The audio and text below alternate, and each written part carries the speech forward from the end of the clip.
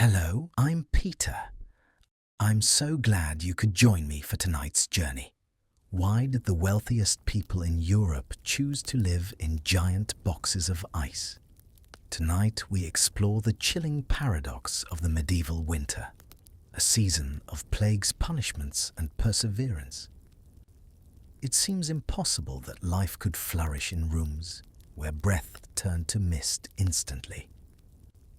Yet they found secrets to stay warm that we have long forgotten. Before we uncover those secrets, let me know in the comments what time it is where you are right now. There is something comforting about knowing we are all connected across time zones, seeking the same refuge. Now forget the stress of your day. It's gone. Gently pull your blanket a little closer. Feel that warmth that is a luxury a king would have traded his crown for. Take a deep breath, fill your lungs, and release. Let's drift back to England, 1340, where the snow is falling and the story awaits. Close your eyes for a moment and imagine standing outside a medieval castle on a December evening. The year doesn't matter so much. Could be 1200, could be 1400. The experience of winter changed little across those centuries. The sky is that particular shade of grey that comes just before nightfall in deep winter. Not quite black, not quite blue. A colour that seems to drain warmth just by looking at it. The sun, if you could call it that, disappeared hours ago behind thick clouds that promise snow. The temperature hovers just below freezing, but the wind makes it feel far colder, cutting through any gap in clothing with surgical precision. The castle rises before you like a mountain of stone, battlements and towers silhouetted against the dying light. This is not the fairy tale castle of storybooks. This is a fortress, a military installation first, a home second. Every architectural decision was made with defense in mind, and comfort was never part of the equation. Look at those walls, limestone blocks each weighing hundreds of pounds, fitted together with remarkable precision by stonemasons who learned their craft from masters stretching back to Roman times. The walls are thick, not just thick, monumentally thick. 8 feet in places, 12 feet in others. Thick enough that a man could walk through the wall itself, through passageways carved into the stone for guards to move unseen during sieges. Those walls were meant to stop arrows, to resist battering rams, to outlast any army foolish enough to lay siege. And they succeeded brilliantly at that task. But those same walls that kept enemies out did something else too. They held the cold. Stone is an excellent thermal mass. It absorbs heat slowly and releases it slowly. In summer, this is a blessing. The thick walls stay cool even when the sun beats down mercilessly. But in winter, it becomes a curse. Once those stones get cold, and they get cold all the way through by November, they stay cold until April. They don't just stay cold, they actively pull heat from everything around them, from the air, from furniture, from human bodies foolish enough to stand too close.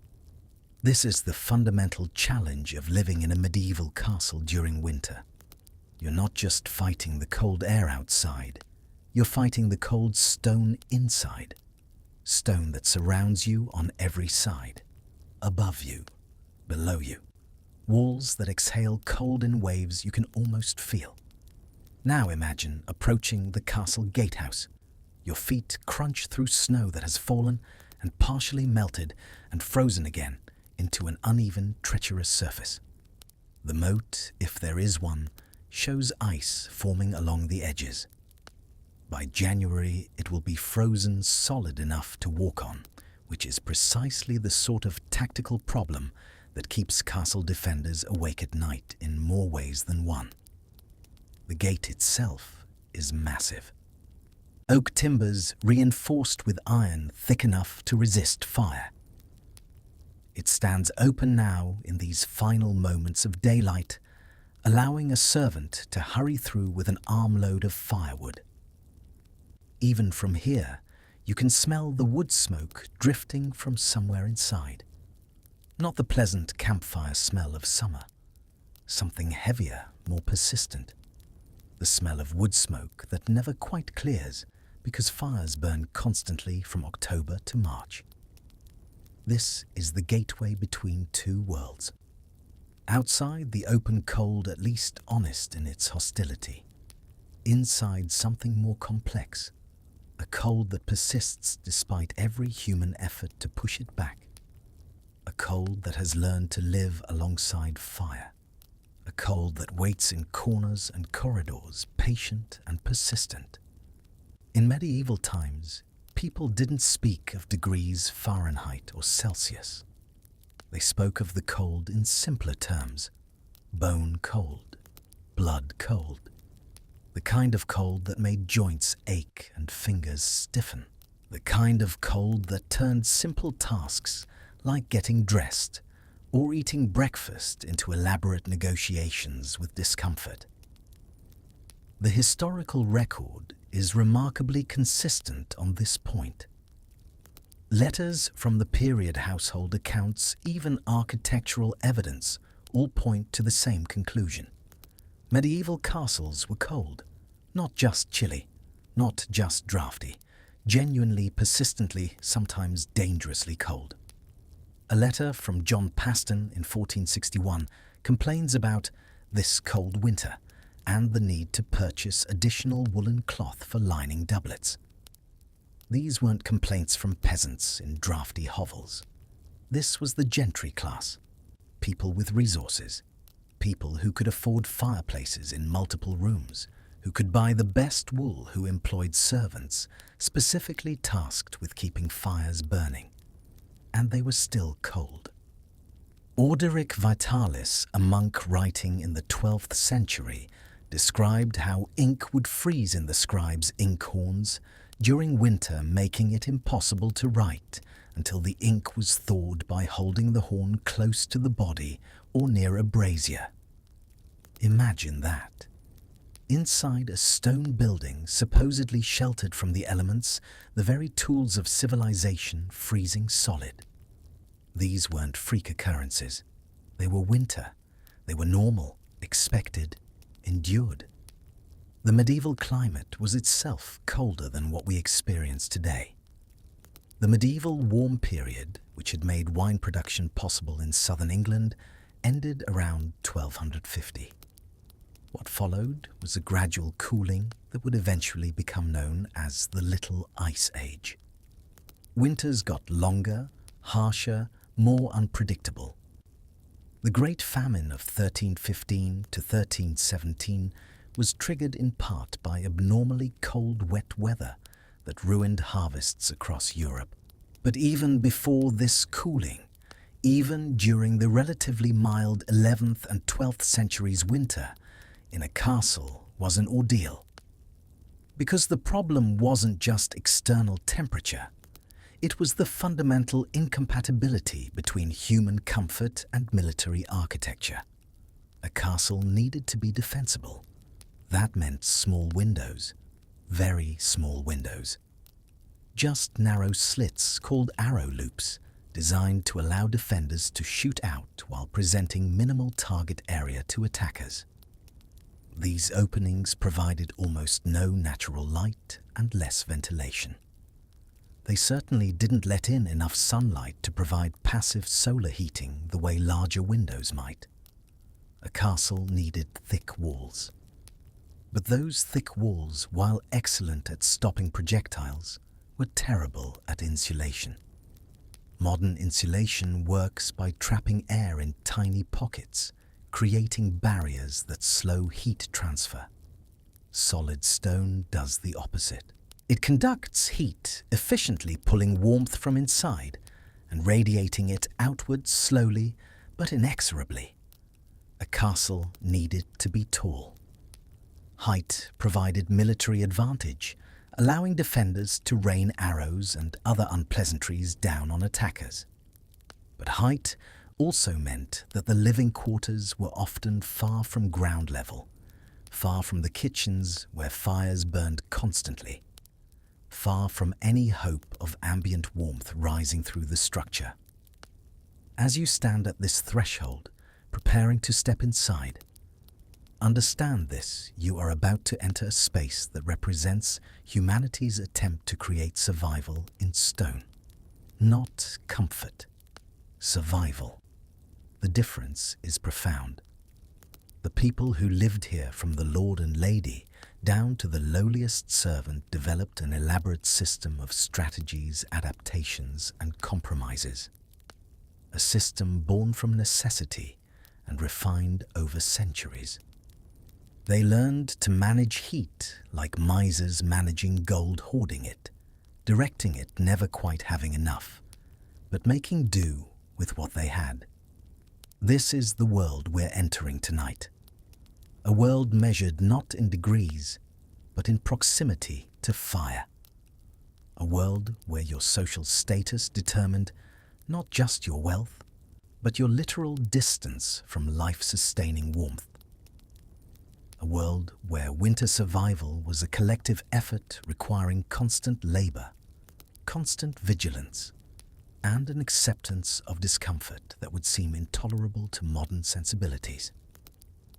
Take a breath, feel the warmth around you one more time, and step through the gate into the cold stone world of medieval castle life in winter, where survival was never guaranteed and comfort was always temporary. The first thing that strikes you, crossing the threshold into the castle proper, is not the cold, not immediately. It's the dimness. Even though it's not yet full dark outside, inside the castle, the shadows have already claimed territory. The narrow windows, those defensive slits cut through 12 feet of stone, admit almost no light. What little daylight remains outside is reduced to thin blades of grey that do nothing to illuminate the interior. Your eyes struggle to adjust. Slowly, shapes emerge from the gloom. You're standing in what would be called the entrance hall, or the base of the keep. Stone floor beneath your feet, stone walls on every side, stone ceiling arching overhead. Every surface is stone, and that stone seems to swallow light and sound equally. The floor is not bare, thankfully. Rushes have been laid down, a thick carpet of dried reeds, mixed with what smells like dried herbs. Meadowsweet, perhaps. Lavender, if the household is wealthy. These rushes serve multiple purposes. They provide a slight cushion underfoot. They absorb spills, and less pleasantly other liquids that might find their way to the floor in a building housing dozens of people with limited sanitation. They also provide a thin layer of insulation between human feet and the stone that sucks heat from anything touching it. But walk across these rushes and you'll notice something. Despite the layer of organic material, the cold from the floor rises through. Your feet, even in good leather boots, can feel it. That deep, penetrating cold that comes from stone that has been cold for months and will stay cold for months more. The air itself has a quality difficult to describe. It's not moving exactly. There's no wind inside these thick walls. But it's not still either. It hangs heavy, laden with moisture from all the breath and bodies in the building, moisture that has nowhere to go because ventilation is minimal. The air is cold, yes, but it's a damp cold. The kind that settles into fabric and stays there. The kind that makes you feel colder than the actual temperature might suggest. Now you begin to notice the sounds, distant voices echoing down corridors, footsteps on stone somewhere above. and faint but persistent the sound of fire, not crackling cheerfully the way fire sounds in movies. This is a low, almost breathing sound, the sound of large fires burning in multiple locations, their combined presence creating a kind of bass note underneath all other sounds. Follow that sound. Follow the faint promise of warmth. Through a corridor, the walls pressing close on either side. The corridor is not decorated. No tapestries here. This is a utilitarian space, a passage from one place to another. The stone walls weep slightly with condensation. Touch them, and your hand comes away damp and very, very cold. Medieval life, especially in winter, contracted inward.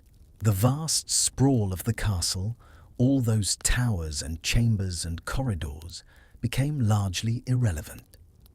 Life focused itself around heat sources. The household essentially abandoned most of the castle, retreating to the few rooms that could be kept even marginally warm. The Great Hall. That's where you're heading now. That's where the household gathers, where communal life happens, where the largest fireplace burns, and therefore where something approaching warmth can be found. You emerge from the corridor into the hall, and the space opens up dramatically. This is the architectural heart of the castle, a long rectangular room, the ceiling soaring 30 feet overhead. At one end, a raised dais where the lord's family takes meals. At the other end, the main entrance, large doors currently closed against the night. And along one wall, the fireplace. Not a fireplace in the modern sense. This is a structure that dominates the entire wall. An opening 8 feet wide and 6 feet tall, built into the thickness of the wall itself.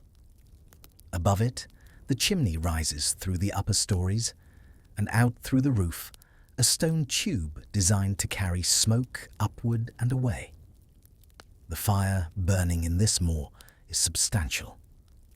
Logs as thick as a man's torso, each one requiring 2 servants to carry. The flames leap and dance, throwing shifting patterns of light across the hall. This is the primary heat source for a room that measures perhaps 60 feet long and 30 feet wide, with that ceiling 30 feet up. Let's pause here and consider the physics of this situation. The fire generates significant heat, certainly. The flames themselves reach temperatures of over 1,000 degrees. But that heat has to warm an enormous volume of air in a room with stone walls that actively absorb warmth. The heat rises naturally, gathering uselessly near the ceiling, while the lower parts of the room where people actually exist remain much cooler. Stand 20 feet from this fire and you'll feel almost nothing.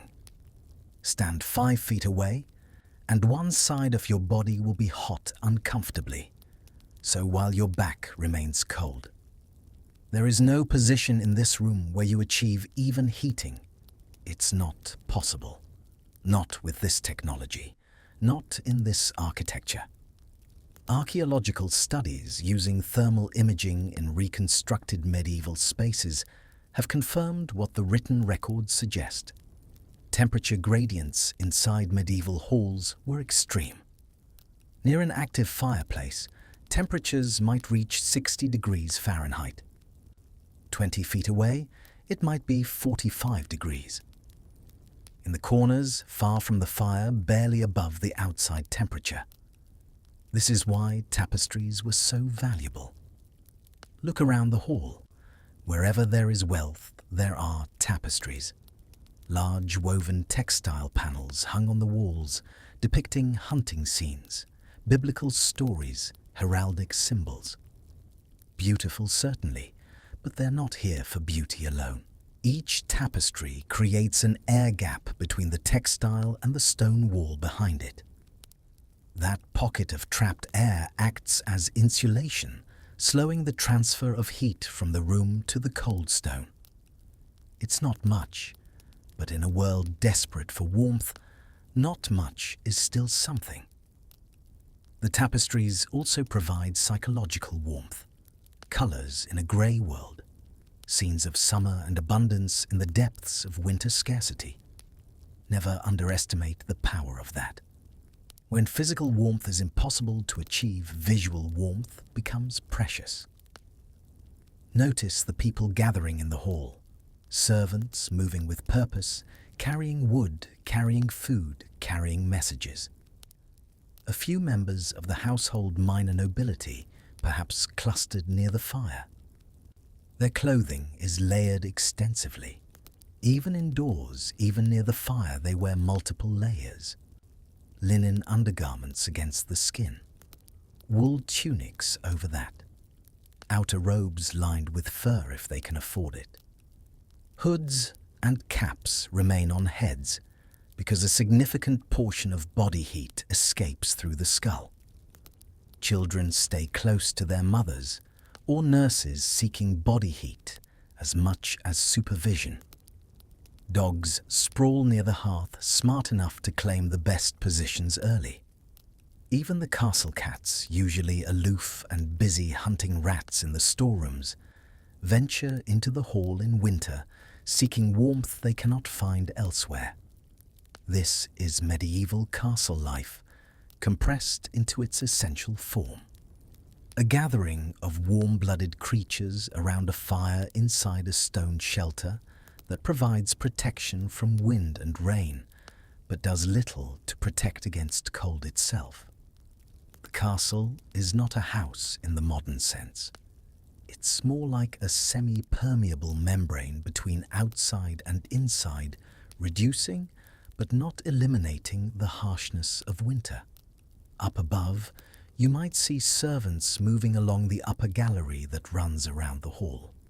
They're bringing wood from the stores, an endless task. A fire this size consumes wood at an astonishing rate.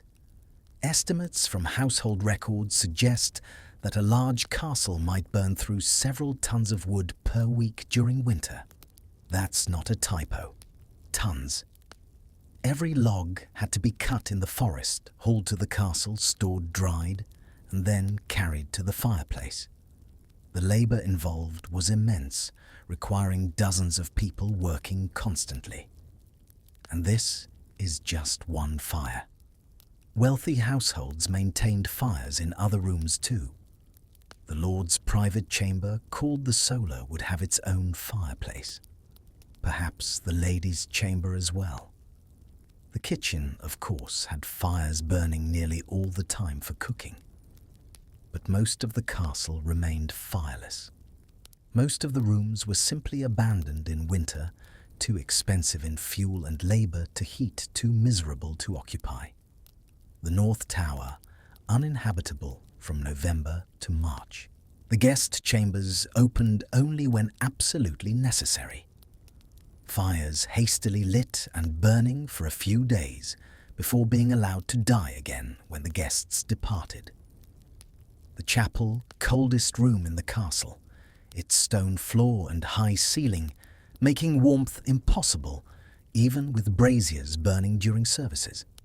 This is the reality that gets lost in romantic reconstructions of medieval life. The castle was not cozy. It was not warm. It was at best less lethally cold than being outside.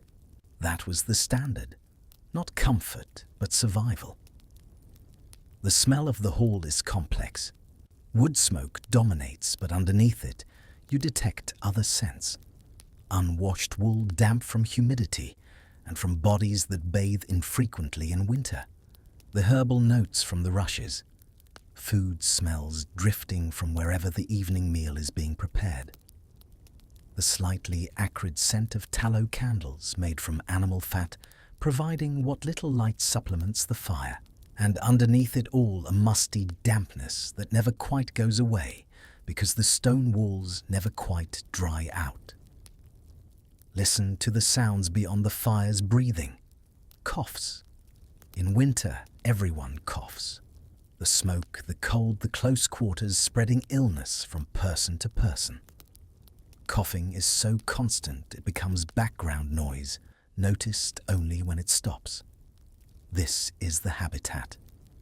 This is where medieval people spent their winters, not just surviving, but living, conducting business, raising children, celebrating feast days, maintaining the complex social hierarchies that governed their world. All of it happening in a space that modern building codes would condemn as uninhabitable. Yet inhabit it they did, because there was no choice, because this was simply how things were, because human beings are remarkably adaptable creatures who can normalize almost any level of discomfort if it's consistent enough. As night falls completely outside, the hall becomes even more the center of existence. Soon, the evening meal will be served. The household will gather, drawn by hunger and by the promise of heat from all those bodies in one space. For a few hours, the combined warmth of 50 or 60 people, plus the fire, plus the heat from the kitchen nearby, will make the hall almost comfortable. Almost. But night is long in winter, and the fire will burn lower as the hours pass. And eventually, everyone will have to leave the hall's relative warmth and venture into the cold stone corridors to reach their sleeping quarters. That's when the real cold begins. Outside the castle walls, night has taken complete possession of the landscape. It's the kind of darkness that no longer exists in our modern world of streetlights and illuminated windows. A darkness so complete that standing 10 feet from the castle wall, you would be invisible to someone looking from a window. The kind of darkness that made winter nights not just cold, but actively dangerous, limiting movement, limiting work, forcing human activity into narrow channels of firelight. The wind has picked up. Listen. Even through 12 feet of stone you can hear it. Not clearly, not loudly, but there. A low moan that seems to come from the walls themselves as air pushes through the tiny gaps in the masonry, through the arrow slits, through every imperfection in the castle's stone skin. Medieval builders were skilled, but they were not working with modern materials or modern precision. Every joint between stones, even when pointed with mortar, allowed some air passage. Multiply that by thousands of joints, and you have a structure that breathes cold with every gust of wind. The temperature outside has dropped further, probably around 25 degrees Fahrenheit now, and falling toward 20 as the night deepens. Not Arctic by any means, not record-breaking, just ordinary December cold in northern Europe. But inside the castle where you might hope for shelter, the temperature has dropped too. Away from the great hall and its fire, the interior temperature is perhaps 35 degrees, still above freezing, but not by much. Not enough to prevent water in unattended basins from developing a skim of ice by morning. This is the first great burden of fire. As a medieval heating solution, it is intensely localized. Fire warms what is directly near it, and almost nothing else. All that heat, all that energy released by burning wood does remarkably little to change the overall temperature of these massive stone structures. Return your attention to the great hall where the fire continues to burn in its enormous hearth. Look at it more carefully now. This is not a casual fire left to burn on its own. It is being actively managed. A servant, one of the lower household members, sits on a stool nearby with a long iron poker. His job is to monitor this fire constantly, to adjust the logs as they burn, to ensure air flows properly, so the flames stay strong to add new wood when needed. This is labor. Continuous, necessary labor. The fire cannot be left unattended. If it burns too hot, it consumes wood at an unsustainable rate. If it burns too cool, it produces more smoke than heat. The servant must balance these concerns, must understand the wood he's working with, because different woods burn differently. Oak dense and slow burning for the main fuel. Ash or beech for hotter flames when needed. Pine or fir if available for kindling, though its resinous smoke is less pleasant. He is effectively practicing a critical winter survival skill every single hour, as the household's comfort depends on his judgment.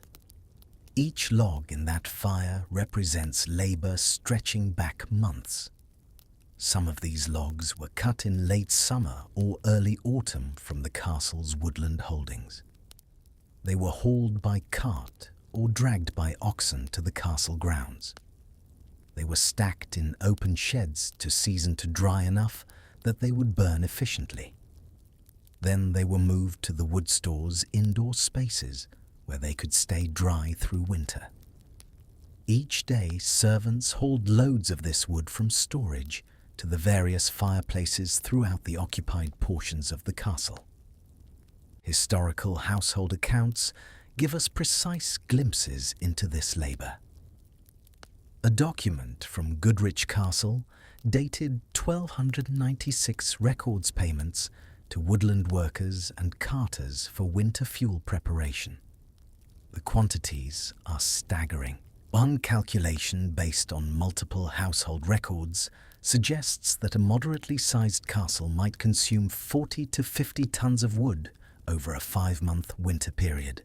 50 tons. Think about that weight.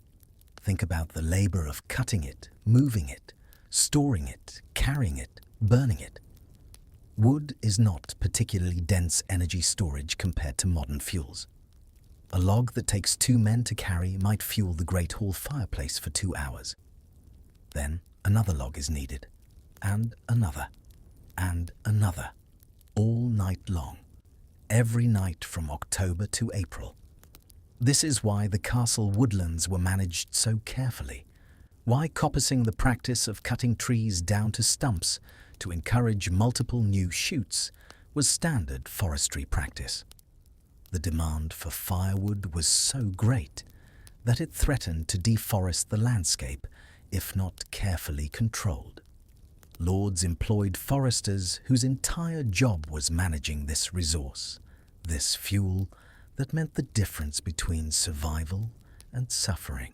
But even with all this labor, all this wood, all this effort, the fire remains insufficient. Stand in the Great Hall right now, and you could draw an imaginary line across the space. On one side of that line near the fire, there is warmth. On the other side, there is cold. The line is sharp. Step across it, and you feel the difference immediately. This is why medieval people did not spread out in a room the way we do. Look at where people position themselves. Everyone is oriented toward the fire. Seats, benches, stools, all arranged in a rough semicircle. And what experience has taught is the optimal distance. Too close, and the radiant heat is uncomfortable. Too intense on skin, making faces flush red while backs remain cold. Too far, and you feel almost nothing. So they find that zone, that narrow range of perhaps 5 to 8 feet from the hearth, where warmth is real but not oppressive. The rich get the best positions naturally. The lord and lady have chairs on the dais, positioned precisely where the warmth reaches, but smoke does not linger. Lesser nobility and important household members claim the next best spots. Servants and lower-ranking individuals must make do with positions at the edge of the warmth zone, or beyond it, entirely darting close to the fire when duties allow retreating again when called. This spatial arrangement reflects and reinforces social hierarchy. Your proximity to the fire, literally and figuratively, represents your social standing. Warmth is a privilege distributed according to rank. In a world where everyone is cold, those with power ensure they are slightly less cold than those without. Now, observe the fire itself more closely. It's not burning clean. No fire-burning wood this size burns completely clean. There's smoke, always smoke, even with a well-designed chimney. Some of it escapes up the flue, drawn by the draft created when hot air rises. But some of it spills back into the room, especially when the wind outside gusts and creates pressure differentials that temporarily reverse the chimney draft. When this happens, smoke pours into the hall. Eyes water, throats close. People cough and move away from the hearth, temporarily waiting for the wind to shift and the draft to restore. This is not a crisis. It's just winter. It happens multiple times every evening. You get used to it. Your lungs get used to it. By March, everyone in the castle has a persistent cough that won't clear until warm weather returns. The historical record documents this explicitly. Medical texts from the period discuss treatments for smoke-related ailments, herbal preparations to soothe irritated throats, advice about positioning oneself to avoid the worst of the smoke. This was understood to be a necessary evil part of the cost of having fire at all. Modern studies of indoor air quality in reconstructed medieval buildings confirm what those medical texts suggest. Particulate matter counts are extremely high by current health standards. Long-term exposure to these conditions likely contributed to respiratory diseases and reduced life expectancy. But what choice did they have? Cold would kill faster than smoke. So, they chose smoke. The fire also places demands on the building itself. Look up at the chimney structure rising above the hearth. It's massive, a stone column that extends through multiple floors and exits through the roof. This chimney had to be cleaned regularly, a dangerous job usually given to children small enough to fit inside, climbing up with brushes to scrape away soot and creosote buildup. If the chimney wasn't cleaned, the buildup could ignite, creating a chimney fire that could spread to wooden roof timbers and potentially burn down the entire castle. This happened. Records document castle fires started by chimneys. It was a known risk accepted because the alternative, no fire at all, was unacceptable. The fireplace opening itself required constant maintenance. The intense heat slowly degraded the stone, causing spalling and cracking.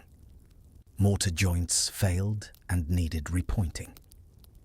The iron fire dogs, the andirons that held logs off the floor to allow air circulation underneath, required replacement as they warped and corroded from cycles of heat and cooling.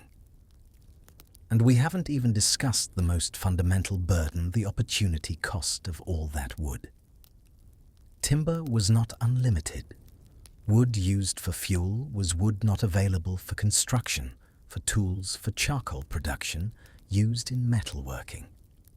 Castle administrators had to balance these competing demands, allocating woodland resources among different needs, knowing that shortage in one area meant suffering in another.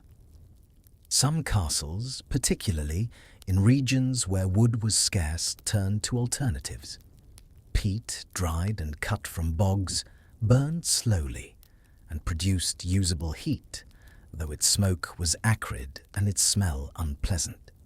Coal, known as sea coal because it was often collected from coastal deposits, was used in some areas despite prejudice against its sulfurous fumes. But wood remained the preferred fuel where available because it was familiar, because people understood how to manage it, because the infrastructure for harvesting and transporting it already existed. The fire also dictated the rhythm of daily life. Someone had to wake before dawn to rebuild the fire from its overnight embers. Someone had to stay up late to bank the fire properly, covering the coals with ash to preserve them through the night. These tasks created schedules, determined who rose first, and who slept latest structured the household's temporal organization. In wealthy households, maintaining the fires was a full-time occupation for multiple servants. The fire keeper, the wood carrier, the ash collector who cleared away the debris of yesterday's burning. Each role necessary, each role consuming human labor that could not be used for other purposes. This is the burden. Not just the physical weight of the wood or the smoke in your lungs or the constant danger of uncontrolled fire, but the totalizing nature of fire as a survival strategy. How it consumed resources, labor, attention. How it never quite delivered enough warmth to make anyone truly comfortable. How it had to be fed constantly like a demanding beast that kept you alive but could never be satisfied. Medieval people understood this burden intimately. They had no alternative, so they accepted it. They built their lives around it. They developed elaborate systems to manage it. But they also knew, though they might not have phrased it this way, that they were caught in a trap. Stone walls required fire to make them habitable. But fire was insufficient to fully warm those stone walls, so you burned more wood. And it still wasn't enough. And you burned more anyway because there was no other choice. This is survival without comfort. This is endurance as a lifestyle. This is winter in a medieval castle where fire solves some problems and creates others, where warmth is purchased through endless labor, and where cold remains the permanent conditions slightly pushed back but never defeated. The fire burns on. It will burn all night. Tomorrow night, it will burn again. Every night until spring finally arrives and releases everyone from this siege of cold. But spring is months away still, and the night is long. And there is so much more to understand about how people survive these impossible conditions. If you walked through the entire castle right now with some way to measure temperature, you would create a map of heat that would look like islands in an ocean. Small pockets of relative warmth, each centered on a fire, separated by vast expanses of cold stone corridors and unheated chambers. This is the geography of winter survival in medieval times. Not a uniformly warmed building, but a carefully managed system of strategic heat placement and human movement.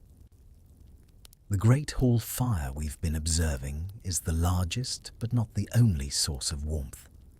Follow a servant now as she carries a covered pot of coals up a narrow stone staircase. The stairs spiral upward in darkness, the walls close enough to touch on both sides. Her breath creates small clouds in the light of her candle. The temperature in this stairwell is perhaps 30 degrees, barely different from outside. The stone steps are worn smooth by centuries of feet and treacherous in their unevenness. She emerges onto an upper floor into a corridor that serves the more private chambers of the household. Here, there are a few wall-mounted candles burning, providing minimal light, but no heat. Doors line the corridor, most of them closed, most of the rooms beyond, dark and unused. But at the end of the corridor, one door stands slightly open, firelight flickering from within. This is the solar, the Lord's private chamber. One of the few rooms besides the Great Hall deemed important enough to maintain its own fire. Step into this room, and the contrast with the corridor is immediate. Not warm exactly, but warmer.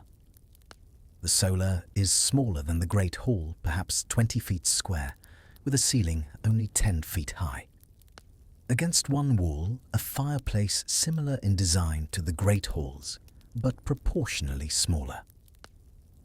The fire burning in it is substantial, but not massive-sized appropriately for the space.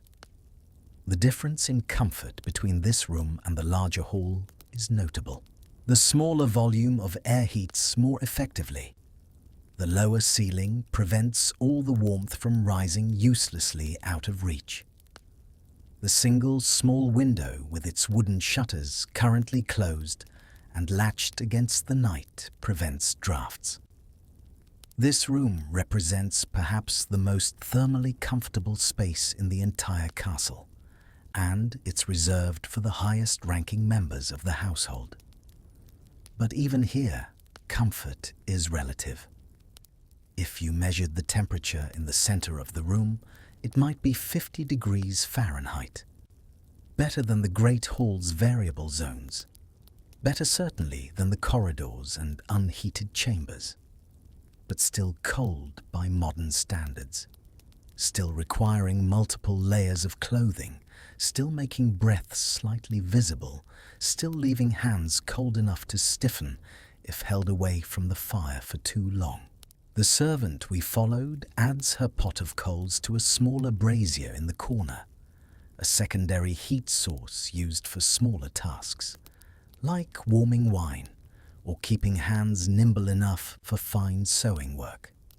Then she departs, returning to the cold corridors, her brief time in the solar's relative warmth already fading from her skin.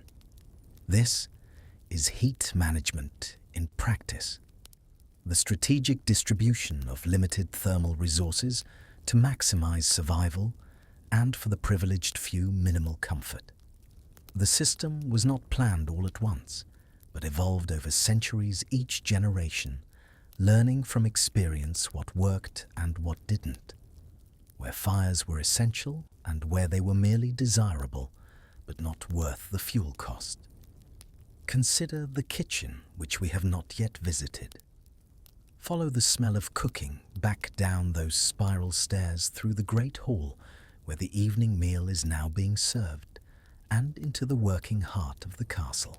The kitchen is often located in a separate building or wing, positioned this way partly to reduce fire risk to the main keep, but also, and this is crucial, to allow its heat to be utilized strategically. Enter the kitchen and you enter another world of fire. Not one fire, but multiple. A main cooking hearth large enough to roast whole animals. Smaller fires for soups and stews. Ovens built into the wall for baking. In winter, all of these burn nearly constantly because the kitchen feeds the entire household, and medieval cooking methods required long, slow heating for most dishes. The kitchen is consequently hot, genuinely hot in a way nowhere else in the castle manages. The stone walls here radiate absorbed heat. The air shimmers above the cooking surfaces. The kitchen staff, despite the season, work in light clothing. Sleeves rolled up, faces flushed and sweating.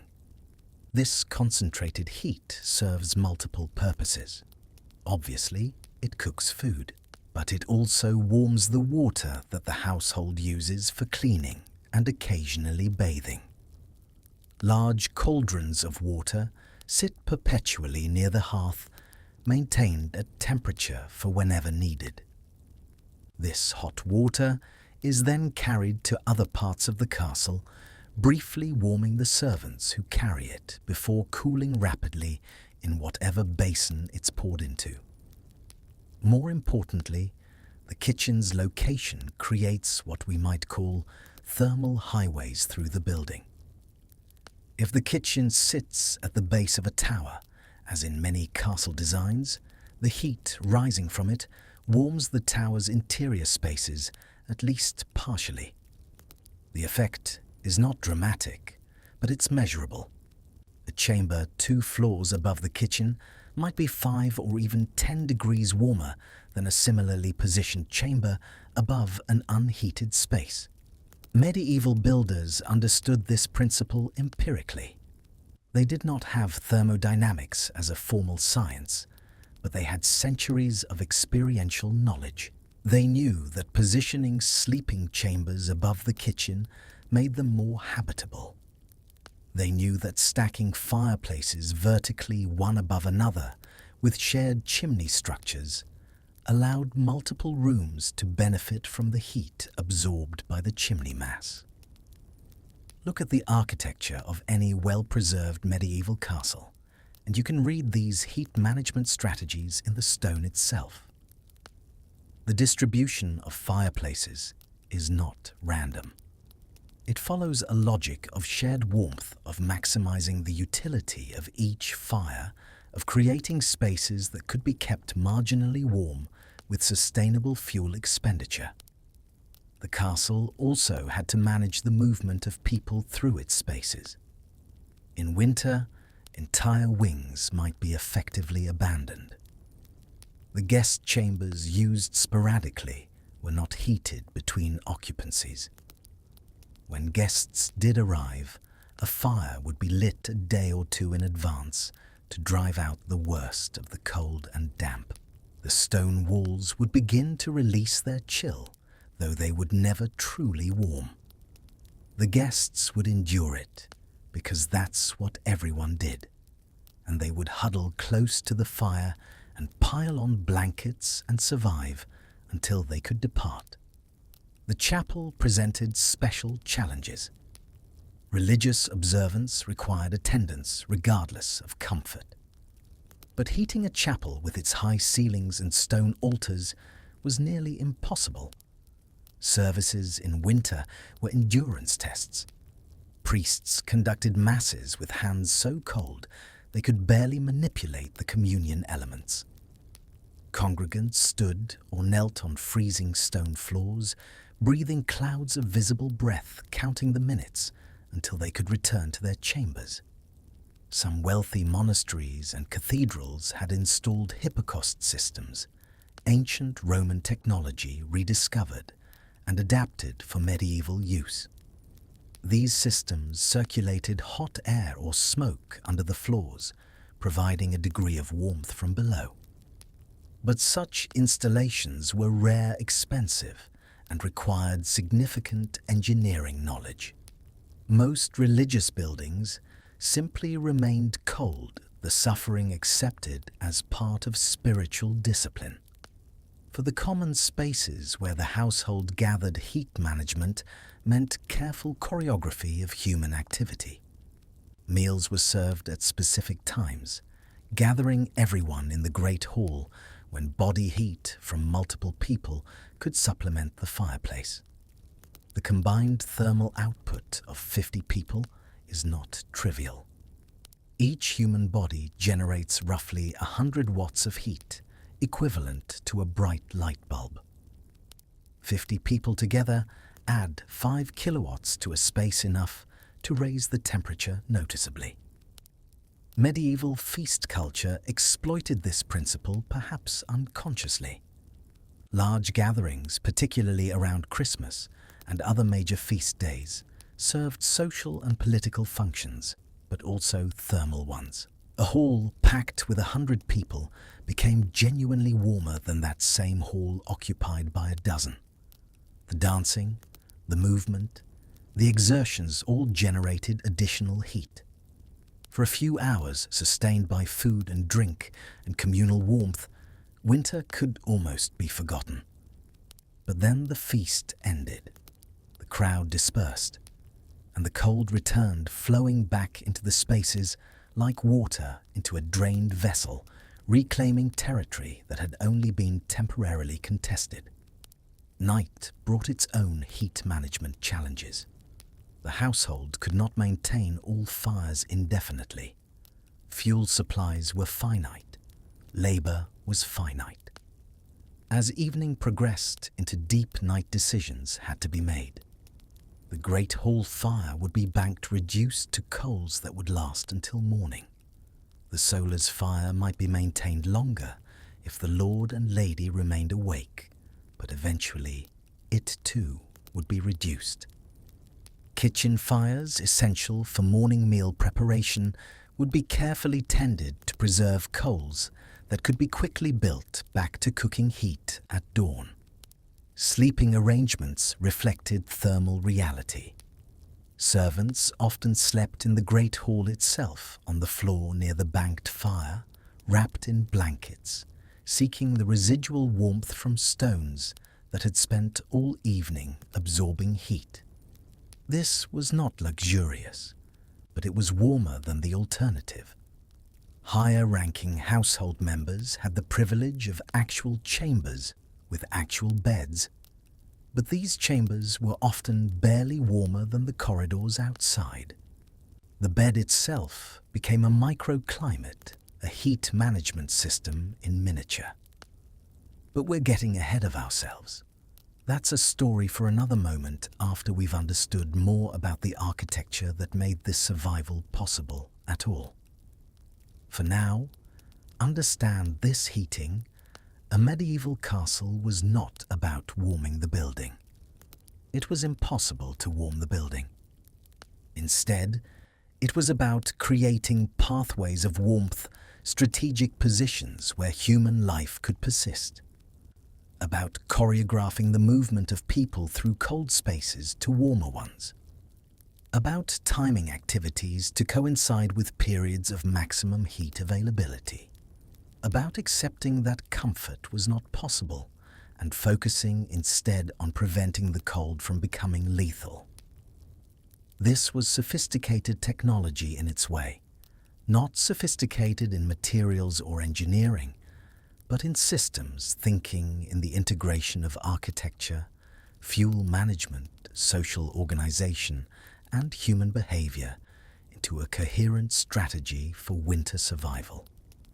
A strategy that worked, however, uncomfortably for centuries.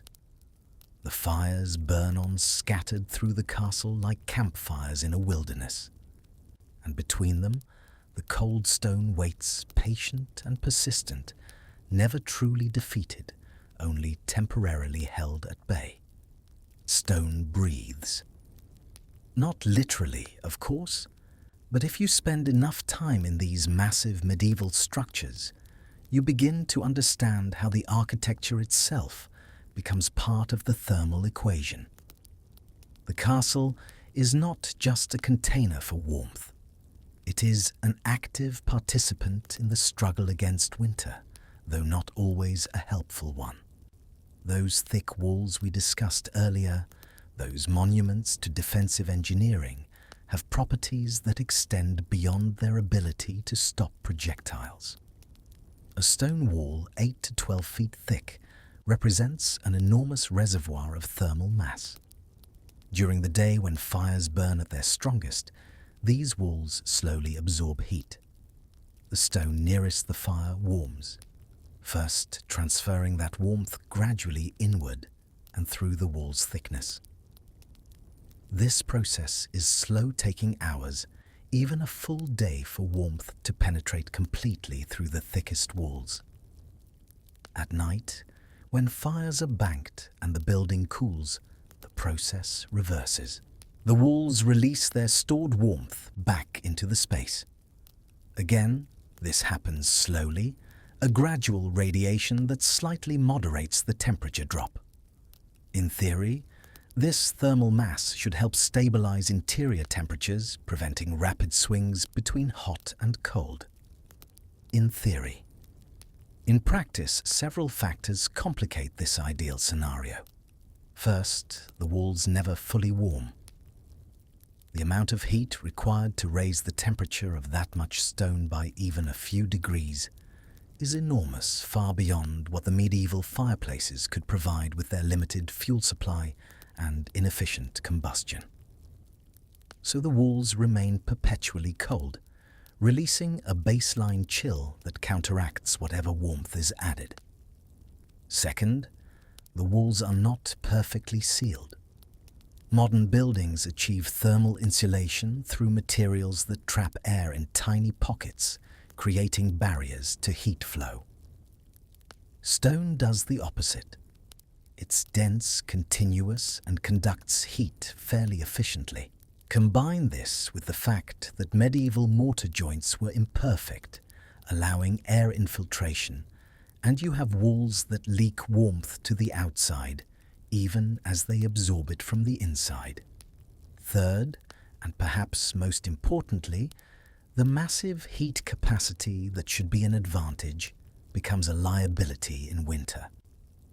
Once these walls are chilled by months of cold weather, they resist warming with stubborn determination. Heating them is like trying to warm an ocean with a campfire. The effort is futile. So they remain cold all winter, and that coldness pervades every room, every corridor, every space within the castle's stone embrace. But medieval builders were not ignorant of these problems. They developed strategies, architectural interventions that improved thermal performance, even if they couldn't solve the fundamental issues. Consider window placement and design. Those narrow arrow slits were defensive features, yes, but they also limited heat loss. A large window is a thermal disaster in pre-modern construction. Glass, even if available and affordable, which it often wasn't for most of the medieval period, provides minimal insulation. A large expanse of glass would bleed heat from the interior at a catastrophic rate. So windows stayed small, very small, often just narrow vertical slots, sometimes widening slightly toward the interior to allow more light to enter while maintaining the defensive exterior profile. Some wealthier chambers had actual windows with glass panes, but these were tiny, perhaps a foot square, and the glass was thick, uneven, full of imperfections that made it semi-opaque. These windows could be shuttered from inside with wooden panels, adding a layer of insulation when needed. The positioning of windows also mattered. Builders oriented castles when topography allowed to maximize southern exposure. South-facing windows, even small ones, could capture winter sun during the brief hours when it was visible. This passive solar heating was not enough to significantly warm a room, but it provided psychological benefit, and perhaps a degree or two of actual temperature increase on sunny days. Interior walls were sometimes plastered and painted. This was partly aesthetic, but also functional. A smooth, plastered surface was easier to clean than bare stone, and more importantly, it sealed the masonry against moisture and air infiltration. Paint, particularly, if it was a darker color, could absorb radiant heat from fires and release it more effectively than bare stone. The roofing system also played a crucial role. Many early medieval castles used thatch for roofing even on stone structures. Thatch is an excellent insulator, far better than slate or tile. A thatched roof, 2 feet thick, creates a substantial barrier against heat loss through the top of the building. The downside is fire risk, which is why wealthier castles increasingly turn to slate tile or lead roofing despite their inferior thermal properties. Where tiles were used, they were often laid on a thick bed of packed earth or clay, creating an insulating layer between the cold tiles and the interior space below. The roof structure itself, heavy timber beams and rafters provided some insulation value.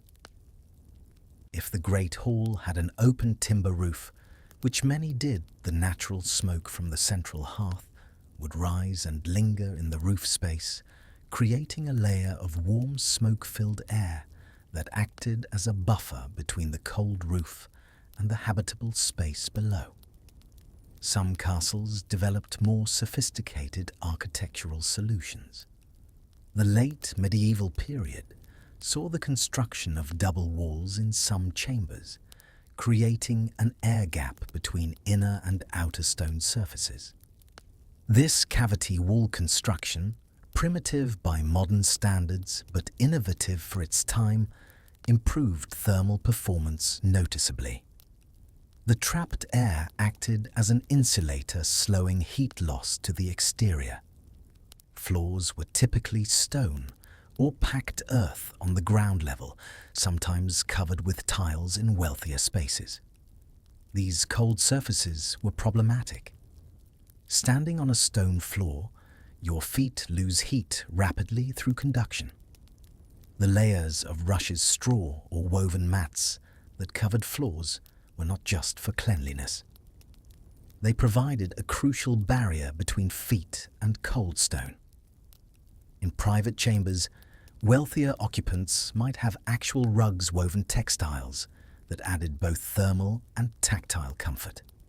Some castles, particularly those built on or incorporating Roman ruins, inherited hypocaust systems, ancient underfloor heating technology. These systems circulated hot air or smoke through channels beneath the floor, warming the surface from below.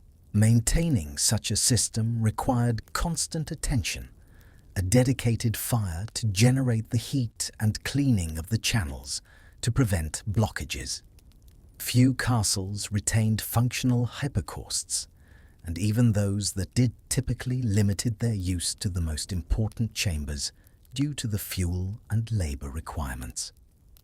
The vertical organization of the castle also reflected thermal awareness. Ground floor spaces were often used for storage or housed the kitchen and other service areas. Living quarters were positioned on upper floors, partly for security reasons, but also because heat rises. Being above the kitchen meant benefiting from the warm air ascending through the building's core. The Lord's solar was often positioned to capture this rising warmth, while also having its own fireplace for supplemental heat. Stairwells and passageways were thermal weak points. These transitional spaces were impossible to heat effectively. They were essentially outdoor spaces that happened to be covered.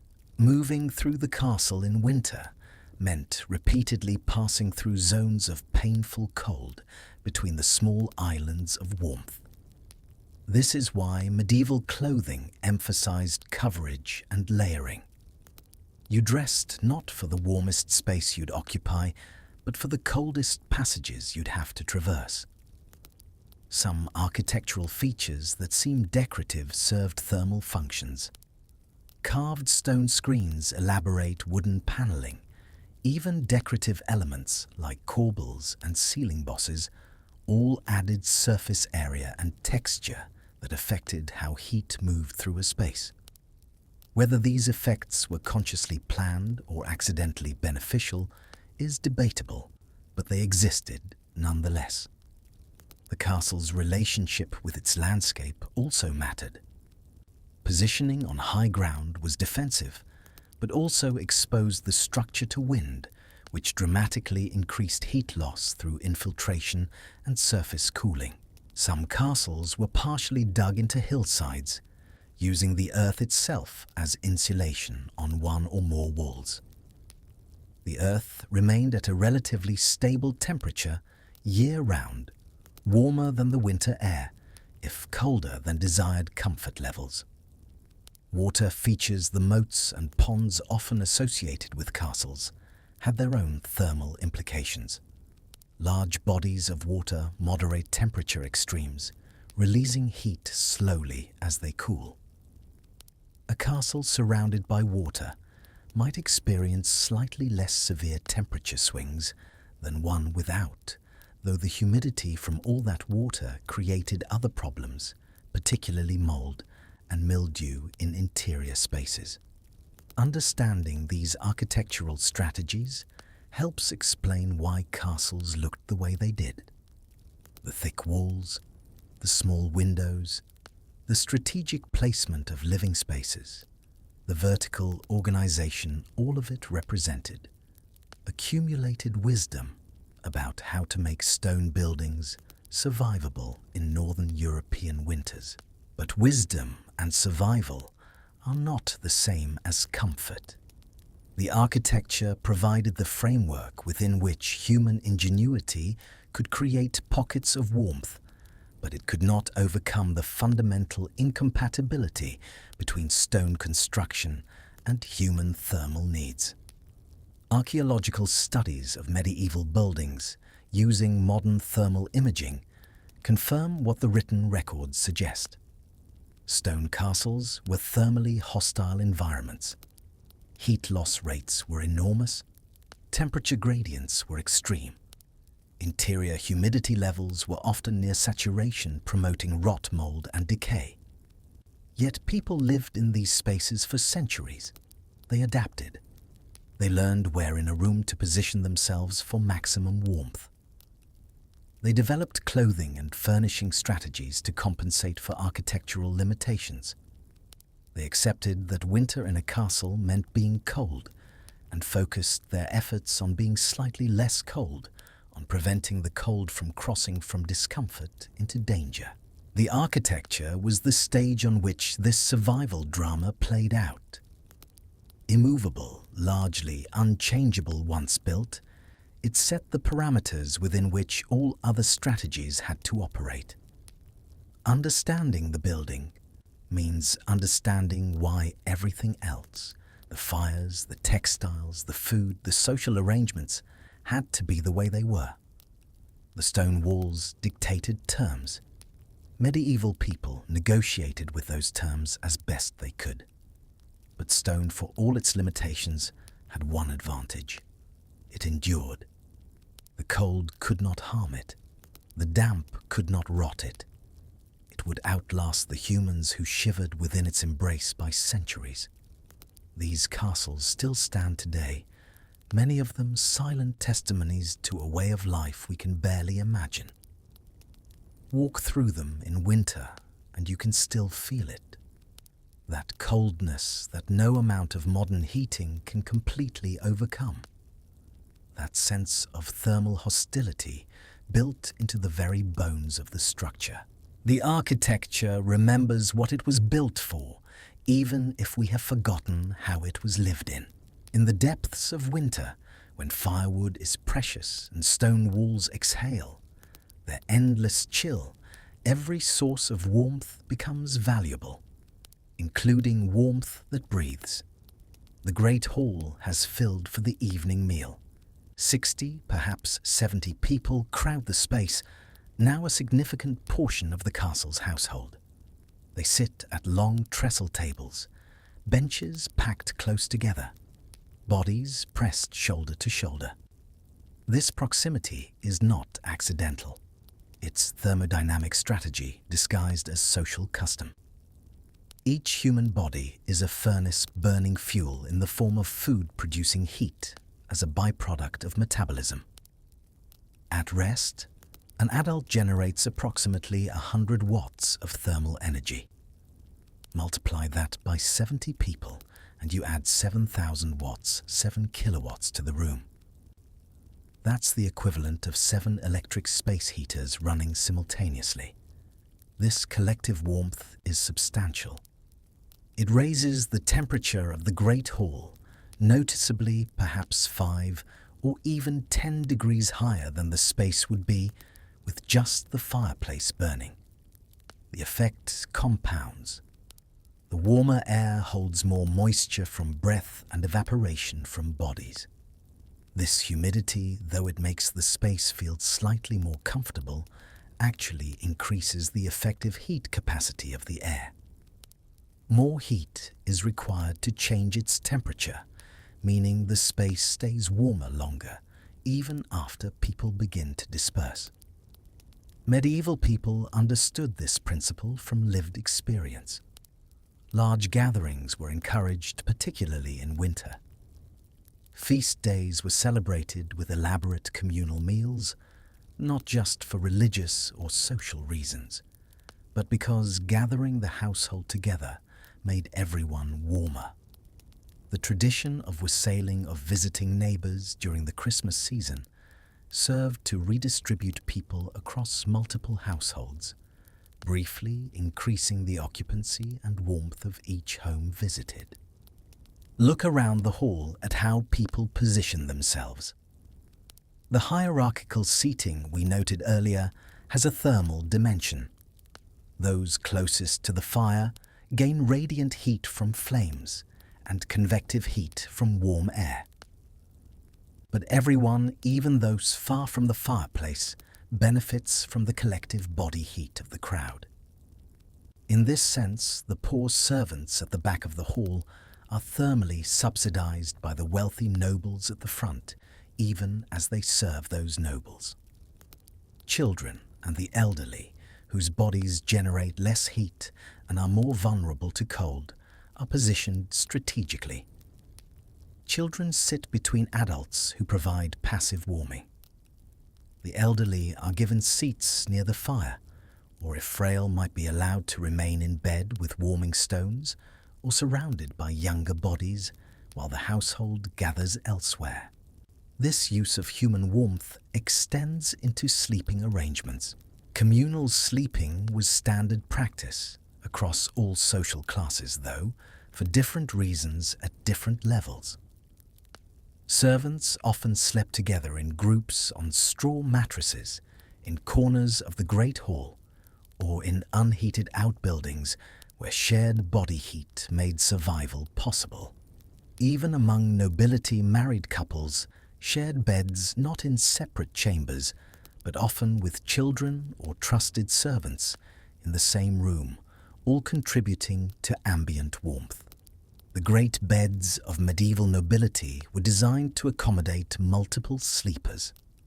What appears to modern eyes as excessive size was practical necessity. A bed 8 feet wide could sleep a couple plus 1 or 2 children, plus perhaps a nursemaid. All of them together generated enough heat to make the microclimate under the bed curtains tolerable, even when the chamber beyond was frigidly cold. But humans were not the only creatures whose warmth was exploited. Animals played a crucial role in medieval thermal management, though historical accounts are often indirect about this, treating it as too obvious to merit detailed description. Look there, in the corner of the Great Hall. Several dogs sprawl near the hearth, claiming prime spots with the privilege afforded to creatures who serve useful purposes. These are not just pets, though affection surely exists.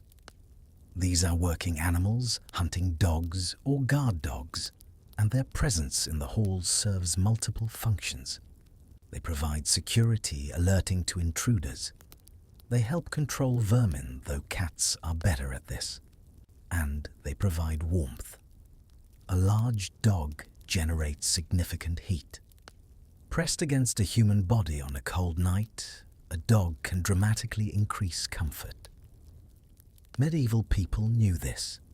Dogs were often encouraged to sleep on or near beds. The phrase, 3-dog night, supposedly referring to nights so cold that you needed 3 dogs for warmth, may be apocryphal in its specific origin. But the principle is sound. Animals as heaters was common sense, not some quaint folk practice. Cats too had their place, though they were appreciated more for pest control than warmth. A castle without cats would quickly be overrun by rats and mice, which consumed stored grain and spread disease. Cats were tolerated, even valued, and they naturally sought warm sleeping spots, often ending up curled near humans or in straw beds, providing incidental warmth as they went about their business of controlling rodents. But the most significant animal heat source was livestock, not inside the Great Hall, certainly, but in strategic locations within or adjacent to the castle complex. Animals provided warmth that benefited human occupants. In many medieval castles, particularly those in colder regions, stables were positioned directly below or adjacent to living quarters. The body heat from horses, substantial animals that each generate as much warmth as 10 humans, rose through the floorboards or radiated through shared walls. A room above a stable could be noticeably warmer than an identical room without animals below. Sheep, cattle, and pigs were sometimes housed in ground-floor chambers during the harshest winter months.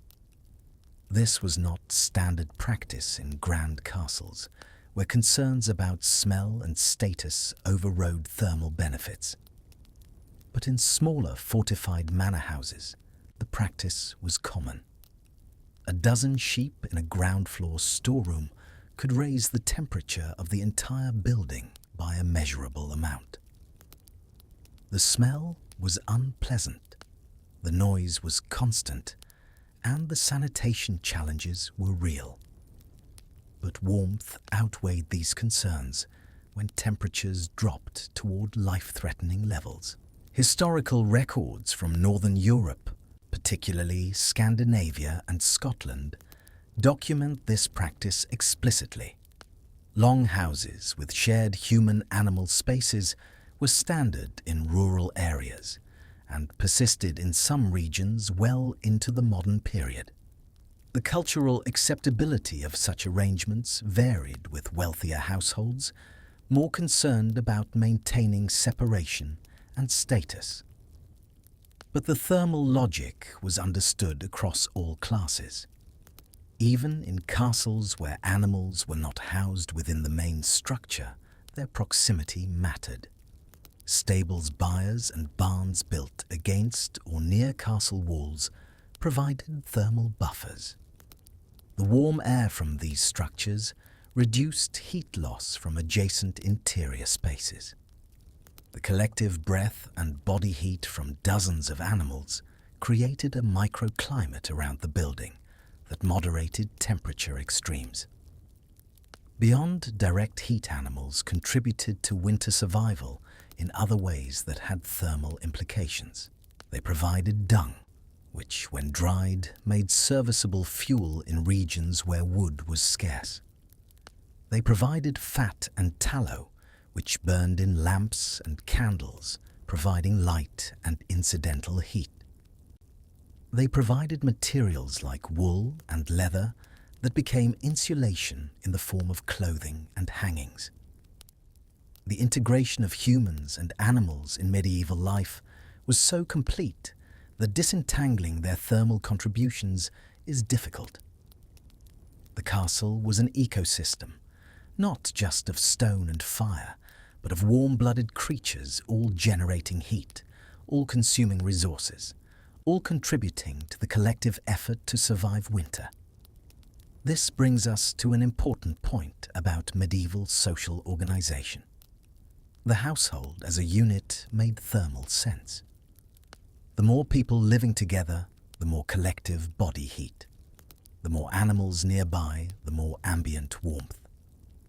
The consolidation of human and animal life into concentrated spaces was not just about security or economics. It was about pooling thermal resources to achieve survival. Conversely, isolation was thermally dangerous. A person alone in a cold chamber, even with a small fire, fought a losing battle against heat loss.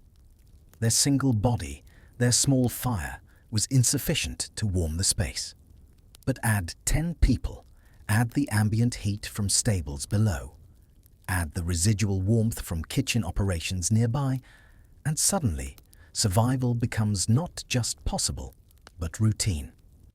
This is why medieval social structures emphasized collective living. Why privacy as we understand it was rare. Why even wealthy nobles maintained large household staffs that lived with them. It wasn't just about status or service. It was about creating a critical mass of warm bodies that could make the cold stone castle spaces habitable. As the evening meal concludes and people begin to disperse, the thermal impact is immediate. The great hall, so recently warmed by 70 bodies, begins to cool. The ambient temperature drops. The remaining servants near the fire huddle closer. Those retreating to cold chambers walk quickly, minimizing time in unheated corridors, seeking the relative warmth of their beds, where under layers of blankets, and often with others beside them, they'll create small private zones of warmth sufficient to survive until morning. This is survival through proximity, through the understanding that warm bodies, whether human or animal, are resources to be managed and deployed strategically. Medieval people lived close together, not just because their society was communal, but because warmth was communal. You literally could not stay warm alone. You needed others. And that need shaped everything about how medieval households functioned. The fires will burn lower through the night, but the bodies will remain breathing, generating heat, keeping themselves and each other just warm enough to see another dawn. This, too, is part of the thermal architecture of survival. Not stone and not fire, but flesh and breath, and shared warmth in the darkness. For those who possessed wealth in medieval times, winter's siege could be softened slightly.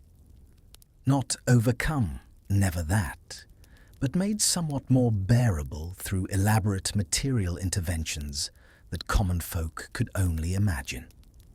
Yet even these luxuries existed not in some separate realm of comfort, but merely as sophisticated variations on the survival strategies everyone employed. The difference between nobility and peasantry was not warmth versus cold, but degrees of cold layers of adaptation built on common thermal principles. The bed becomes the central technology of elite winter survival. Not just furniture, but a microclimate system, a portable room within the room carefully engineered to trap and hold human body heat through materials and design. Enter the Lord's private chamber, the solar, in the hour before sleep. The fire has been maintained, but burns lower now, conserving fuel through the long night ahead. The chamber is perhaps 45 degrees cold enough that breath mists slightly cold enough that exposed skin quickly chills. Dominating the space stands the great bed. This is not the simple rope and straw mattress of a servant. This is an architectural construction in its own right, a massive wooden framework supporting layers of materials chosen for their thermal properties. The foundation is rope or leather straps, creating a flexible base. Upon this rests the mattress stuffed with wool, if the household is moderately wealthy, with feathers if they are rich. Feathers are superior insulation, each one creating tiny air pockets that trap warmth while remaining lightweight and compressible. A high-quality feather mattress might contain the down from 100 geese or more, collected over years. This represented substantial investment. Geese were valuable for eggs and meat. Using their feathers for bedding meant forgoing other uses. Yet the thermal benefit justified the cost. A thick feather mattress provided insulation from below, preventing body heat from being lost to the cold bed frame, while a feather-stuffed coverlet above trapped warmth in the sleeping space. The bed hangings are equally crucial. Heavy fabric, often wool tapestry, or at least thick wool cloth suspended from the wooden bed frame, creates a complete enclosure. Front curtains can be opened during the day or closed at night, transforming the bed into an isolated thermal zone. These curtains are not thin, decorative drapes.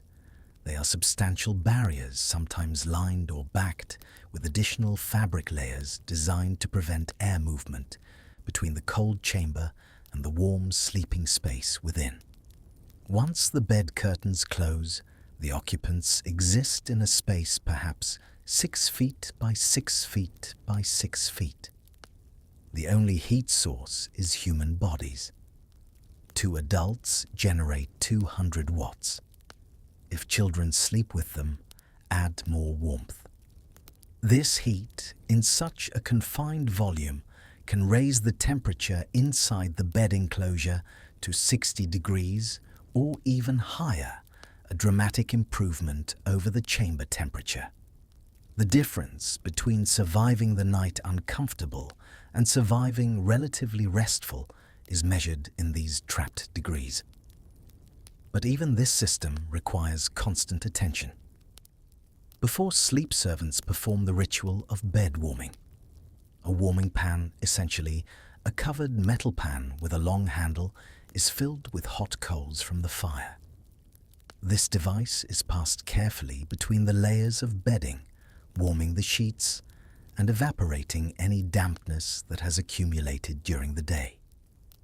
Cold, damp sheets are miserable and actively dangerous, pulling heat from the body through conduction and evaporation.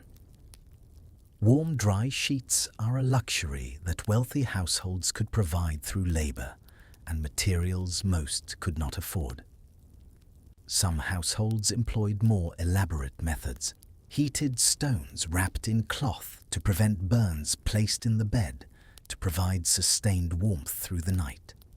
These stones, typically smooth river rocks or specially fired clay shapes, were heated in the fireplace for hours until they absorbed maximum heat, then carefully transported to the bed. A large stone could remain warm for 4 to 6 hours, significantly improving comfort during the coldest hours before dawn. The wealthiest households might possess exotic textiles for bed coverings. Silk, imported at great expense from the East, provided excellent warmth relative to its weight, though wool was more practical for regular use. Fur coverlets made from multiple animal pelts sewn together represented ultimate luxury.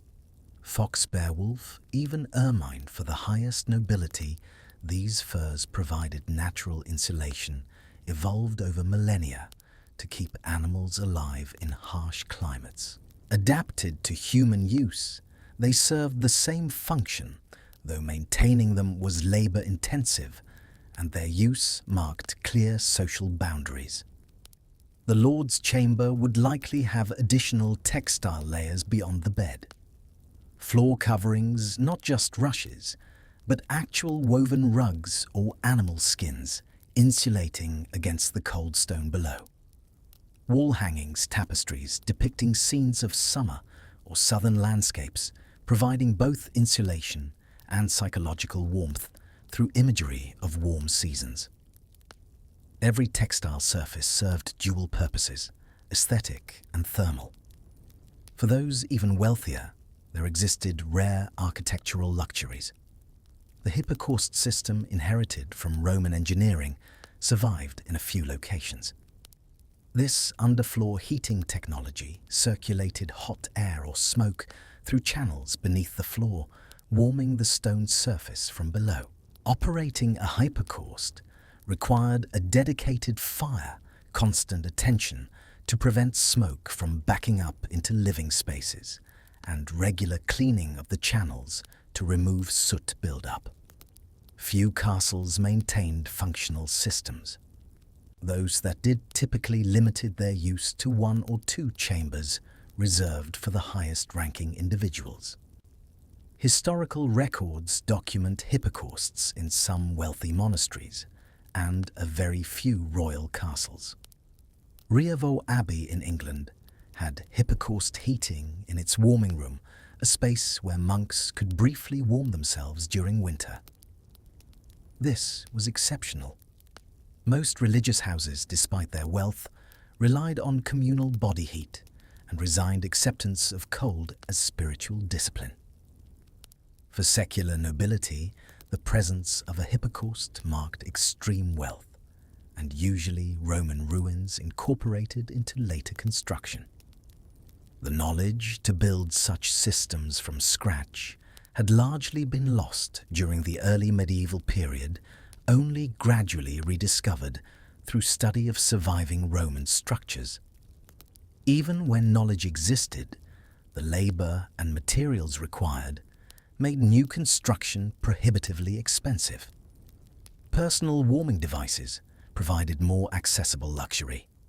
Small portable braziers, metal bowls or stands holding burning charcoal could be moved to where warmth was needed. Positioned under a table where people sat working a brazier, warmed hands and feet. Used carefully, they posed manageable fire risk. Used carelessly, they could kill through carbon monoxide poisoning or by igniting nearby materials. Historical accounts include multiple instances of accidental fires started by overturned braziers. Hand warmers, smaller sealed metal containers of hot coals or stones, could be held or placed in pockets, providing localized warmth for cold fingers. These too required careful handling, but represented sophisticated adaptation to persistent cold. The wealthy also had advantages in clothing that extended into sleeping arrangements. Nightgowns of finest linen, softer and less irritating than coarser fabrics available to common folk. Caps to keep heads warm during sleep, preventing heat loss from the scalp.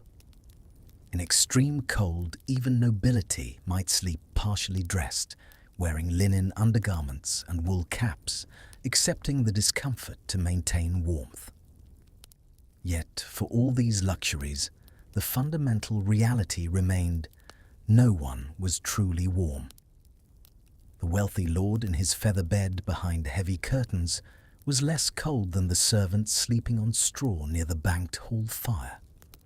The difference was real and important. It might mean the difference between sleeping fitfully and sleeping somewhat restfully, between waking with stiff joints and waking merely cold, between chronic discomfort and acute misery. But it did not mean comfort in any sense we would recognize. The Lord still woke with breath visible in air, still dressed hurriedly to minimize exposure to cold, still positioned himself near fires at every opportunity, still counted the days until spring and warmer weather. The luxuries of wealth were adaptations within the constraints of survival, not escapes from those constraints. They demonstrated ingenuity, certainly. They showed how accumulated resources could be deployed to mitigate hardship. But they also revealed the limits of what was possible with medieval technology and materials. No amount of wealth could install central heating. No fortune could eliminate the fundamental incompatibility between stone architecture and human thermal comfort. What wealth could buy was labor.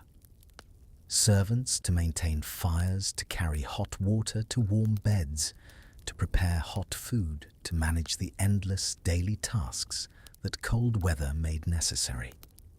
This labor was perhaps the greatest luxury, the ability to delegate the work of survival to others, while enjoying whatever marginal improvements that work provided. Even this had its costs. Houses full of servants meant less privacy, more bodies to feed, and house more social complexity. But in winter, those extra bodies meant extra warmth. The servants who attended the Lord added their metabolic heat to the chamber's thermal budget. Everyone gained, though not equally, from this arrangement. As night deepens and the household settles into sleep, the various thermal strategies layer together. Fires burn low, but not out. Bodies cluster together in beds and sleeping spaces. Textiles trap whatever warmth can be generated. Animals in nearby spaces provide ambient heat. Stone walls, temporarily warmed by the day's fires, slowly release that heat into the cold night, slowing, but not preventing the temperature drop. By dawn, everything will be colder. The fires will need rebuilding. The servants will rise first, stirring coals, adding wood, beginning the daily cycle of fire maintenance. Those in their chambers will delay rising as long as duties allow stealing a few more minutes of warmth under their covers. This is survival with resources. Better than survival without resources, unquestionably. But still, survival, still the daily struggle against cold, still acceptance that true comfort is impossible, and the best one can hope for is to be slightly less miserable than the alternative. The luxuries help. They matter. They represent human creativity applied to the problem of existence in hostile conditions. But they do not solve the problem. They only make it somewhat more bearable. And even that small improvement is enough reason to value them, to invest wealth in them, to refine them across generations. There is a deep, grinding exhaustion that comes not from sudden cold, but from never truly being warm. The kind of cold that settles in slowly day after day until it lives in your bones and reshapes how you think, feel, and move through the world. Medieval winter was not an episode but a condition. From autumn to spring, warmth existed only in brief pockets near fire remembered more than felt. Over time, the body adapted just enough to endure. Hands and feet numbed. Shivering grew quieter. These small adjustments made survival possible, but never comfortable. What changed most was the mind. Cold became the default. You stopped noticing it until for a moment it lifted. Those moments of warmth became precious, clung to, carried in memory through long hours of chill. Fire then was not comfort, but life itself. Everything revolved around it. Who tended it when it was fed, how it was protected through the night. A neglected fire could unravel an entire household. With that came constant vigilance and a low, steady anxiety that never fully rested. Winter demanded attention every hour because the cold never relented. Scarcity sharpened the strain. Would the wood last? Would this winter be worse than the last? These worries layered onto physical hardship, pressing down on everyone regardless of rank. Cold also reshaped relationships. Proximity to the hearth meant warmth, and warmth meant status. Social hierarchies settled who sat closest, while shared cold forced intimacy. Privacy vanished. Bodies slept pressed together. Solitude became a luxury the season would not allow. Sleep suffered most of all. Cold woke you. Vigilance woke you. By spring, exhaustion was cumulative, etched into mood memory and health. Darkness, dim interiors, limited food all deepened the weight. Medieval people lacked words for depression or anxiety, but the signs remain. Winter sickness without illness, rising tension, a turn toward faith for comfort when none could be found physically. Children endured it too. Learning early that discomfort was not something to be fixed, but something to be carried. This forged resilience and left scars. Winter shaped expectations of life itself, teaching what was bearable, what was normal. And yet, people made meaning. Suffering became test and penance. Hardship gained purpose. Feast days burned brighter against the dark, not as excess, but as necessary release. Joy mattered because it was rare. As night deepened, fires banked low and bodies huddled close. This was not heroism. It was persistence. They were cold and would remain so until spring. They accepted it because there was no alternative and because life continued regardless. From our heated rooms, we marvel at their endurance. They might marvel at our intolerance for discomfort. Neither is wrong. Each belongs to its own world. The night is long. The cold is deep. Tomorrow will bring the same work of enduring. Not because they are extraordinary, but because survival is ordinary. This is winter. This is life. And life goes on. To understand how people survived winter in a medieval castle, you have to see it as more than stone walls and fires. You have to look beyond the surface level often presented in a medieval documentary. Survival was social. It was built into feudal life itself, into hierarchy, obligation, and shared dependence. Fire did not begin at the hearth. It began in owned forests governed by law and custom. Every tree belonged to someone. Every log taken had consequences. Wood had to be planned for years in advance, managed carefully through systems like coppicing, cut and hauled by hand, stored and guarded. The warmth enjoyed in the hall was paid for by exhausting, dangerous labor carried out months earlier by people whose names were rarely remembered. This labor followed the rhythm of the year. Wood had to be cut before winter, often during harvest season, when work was already overwhelming. Transport was slow and uncertain. Storage had to be dry and orderly. None of this was accidental. It was infrastructure built to survive cold. Inside the castle, warmth followed social lines. The lord and lady relied on layers of servants who kept fires, burning food, cooking, and water moving. The lady managed supplies and fuel with care, knowing that miscalculation could mean real danger before spring. Below her, the household functioned as a chain of responsibility from officers to laborers who rose earliest, slept coldest, and worked longest. Not every space was heated. The hall, the kitchen, the lord's chamber received fire. Corridors, storerooms, servants' quarters did not. This was unequal, but it was deliberate. Fuel was limited. Warmth went where it kept the system alive. Yet obligation ran both ways. Servants depended on the lord for shelter and food. The lord depended on their labor to survive winter. In the cold months, that mutual dependence mattered. Failure on either side could be fatal. Animals were part of this system too. They provided labor food materials, warmth. Decisions about which animals to keep alive through winter and which to slaughter shaped survival months later. Nothing was wasted because nothing could be. The castle was not just a fortress or a home. It was a farm, a workshop, a storehouse, a community compressed into stone. Winter pulled everything inward. Work continued indoors. Clothes were repaired. Tools were maintained.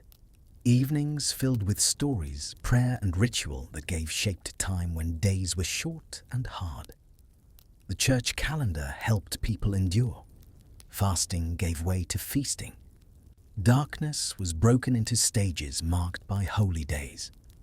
Winter felt endless, but it was not shapeless. Seen this way, medieval winter was not an individual battle against cold, but a collective performance. Everyone had a role. Together, they made survival possible. The castle was the structure, but the household was the system that made it work. This is what sophistication looked like before modern technology. Not comfort, but coordination. Not warmth for all, but enough warmth in the right places. Generation after generation, people refined this balance until it worked. That knowledge lived not in books, but in habits, customs, and social order. Every fire, every blanket, every place to sleep was part of that inherited system. Not random, not primitive, but the result of long human experience, learning how to stay alive through winter in a cold stone world. Every way of surviving a medieval winter came with a cost. Nothing was free. Warmth, safety, food, light all required something else to be surrendered. Winter life was a constant negotiation between what could be gained and what had to be endured. Fire kept people alive, but it filled rooms with smoke. Breathing it day after day damaged lungs, irritated eyes, and weakened bodies over time. People knew it was harmful, but the choice was simple: smoke or freezing. They chose smoke. Survival now mattered more than health later. Fire also demanded attention. Someone had to wake through the night to tend it, losing rest month after month. Tired people made mistakes. Burns were common. Flames that gave life could also take it. Even warmth carried danger. The castle itself reflected trade-offs. Thick walls protected against enemies, but trapped cold and darkness. Small windows kept attackers out, but shut out light and warmth. Living higher meant safety, but it also meant colder rooms and more fuel burned for little comfort. Defense always came before ease. Social order shaped who stayed warm. The best places by the fire went to rank, not need. The strong might sit warm while the frail endured cold. It was unequal, but hierarchy held the household together, and order was valued over fairness. Sharing space brought heat through bodies pressed together, but it also spread illness. Winter sickness moved quickly through crowded rooms. People noticed this even if they did not understand why. Still, closeness was better than cold. Disease was a risk they accepted. Clothing and furnishings helped, but never without cost. Wool insulated when dry and burdened when wet. Tapestries trapped warmth, but also moisture and rot. Fur gave luxury at the price of animals and hard, unpleasant labor. Everything that warmed also demanded work, upkeep, and loss. Food carried its own calculations. Eating well helped the body fight cold, but emptied stores faster. Eating less preserved supplies, but left people weak and vulnerable. Feasts lifted spirits and drained pantries. Austerity saved food and crushed morale. Each choice carried danger. Animals, too, were part of the balance. Keep them alive, and you gained warmth labor and future food. Slaughter them, and you survived the present at the expense of the future. These decisions echoed through the entire household. Even the castle itself was a compromise. It protected against human threats while exposing its inhabitants to environmental hardship. Nobles accepted winter suffering in exchange for security. Peasants lived warmer but less protected. No one escaped trade-offs. They were simply distributed differently. What matters is not that the system was harsh, but that it worked often enough. Most winters were survived. People learned which sacrifices were bearable and which were not. That knowledge lived in habit and custom, not theory.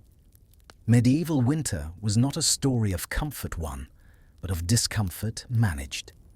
Every breath of smoky air, every moment of warmth, every mouthful of food came from a decision made elsewhere. Survival meant choosing the lesser suffering again and again. The castle stands in the dark, cold stone, holding human lives inside it. Those lives continue by trading tomorrow for tonight health, for warmth, fairness for order. Not because it is good, but because there is no alternative. This is winter, and winter always demands its price. The night has reached its deepest hour now. That time after midnight, when the earth itself seems coldest, when the fires have burned down to their lowest sustainable level, when the exhaustion of another day in winter finally overcomes the discomfort enough to allow sleep. In the great hall, the scene has changed from the bustle of earlier evening. The trestle tables have been cleared and stacked against walls. The benches, too, have been rearranged. What was a dining space has transformed into a sleeping space for the lower household members who have no chambers of their own. Look at how they have organized themselves.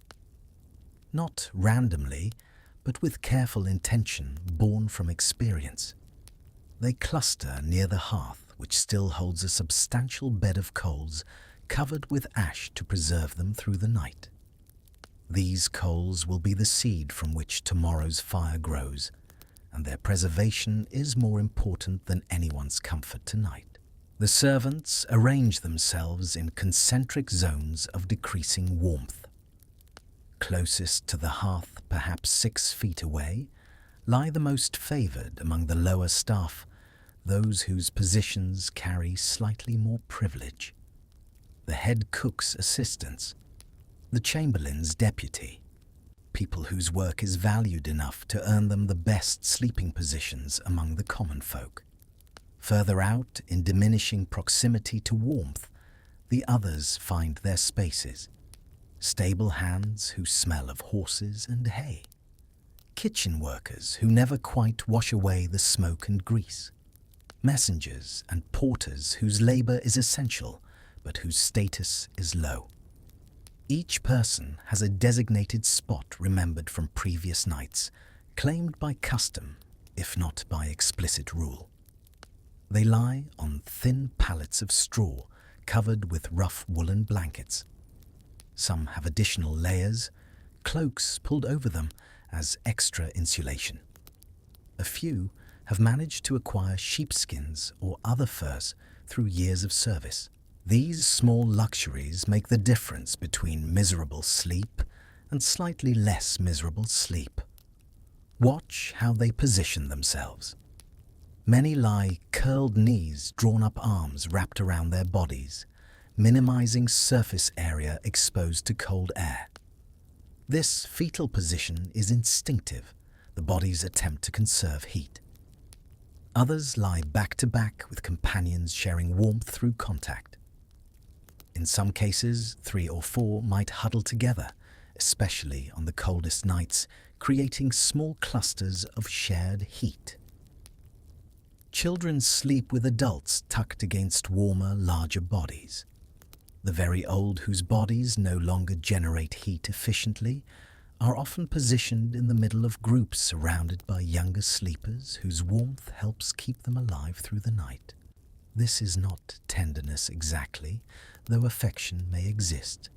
It's survival strategy, social cooperation, encoded in sleeping arrangements. Dogs have claimed spaces near the hearth, too sprawling with the unconscious privilege of creatures who know their value. A large hunting hound pressed against a servant's back provides real warmth enough to make a difference between shivering sleeplessness and actual rest. The dogs tolerate this proximity because it benefits them too.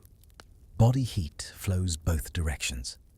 Listen to the sounds of this sleeping hall, not silence. That never exists. Instead, a symphony of human and animal presence. Breathing dozens of lungs filling and emptying in unconscious rhythm.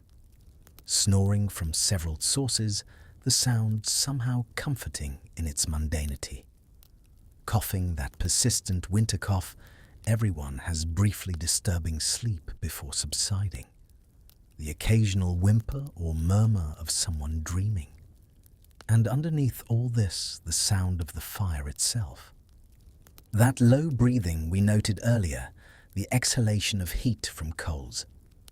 The occasional small crackle as a pocket of gas ignites the settling sounds as burnt wood collapses into ash. The fire never quite sleeps, and neither does the person tasked with watching it tonight. In the solar above, the Lord and Lady have retired to their great bed.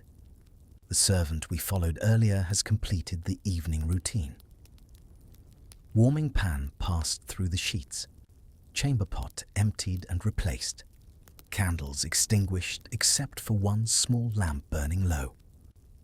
The fire in the solar's fireplace has been carefully banked coals arranged to burn slowly through the night, producing steady heat without consuming excessive fuel. The bed curtains have been drawn closed, transforming the sleeping space into a fabric cave. Inside this enclosure, the temperature is noticeably warmer than the chamber beyond. Perhaps 55 degrees, maybe even approaching 60.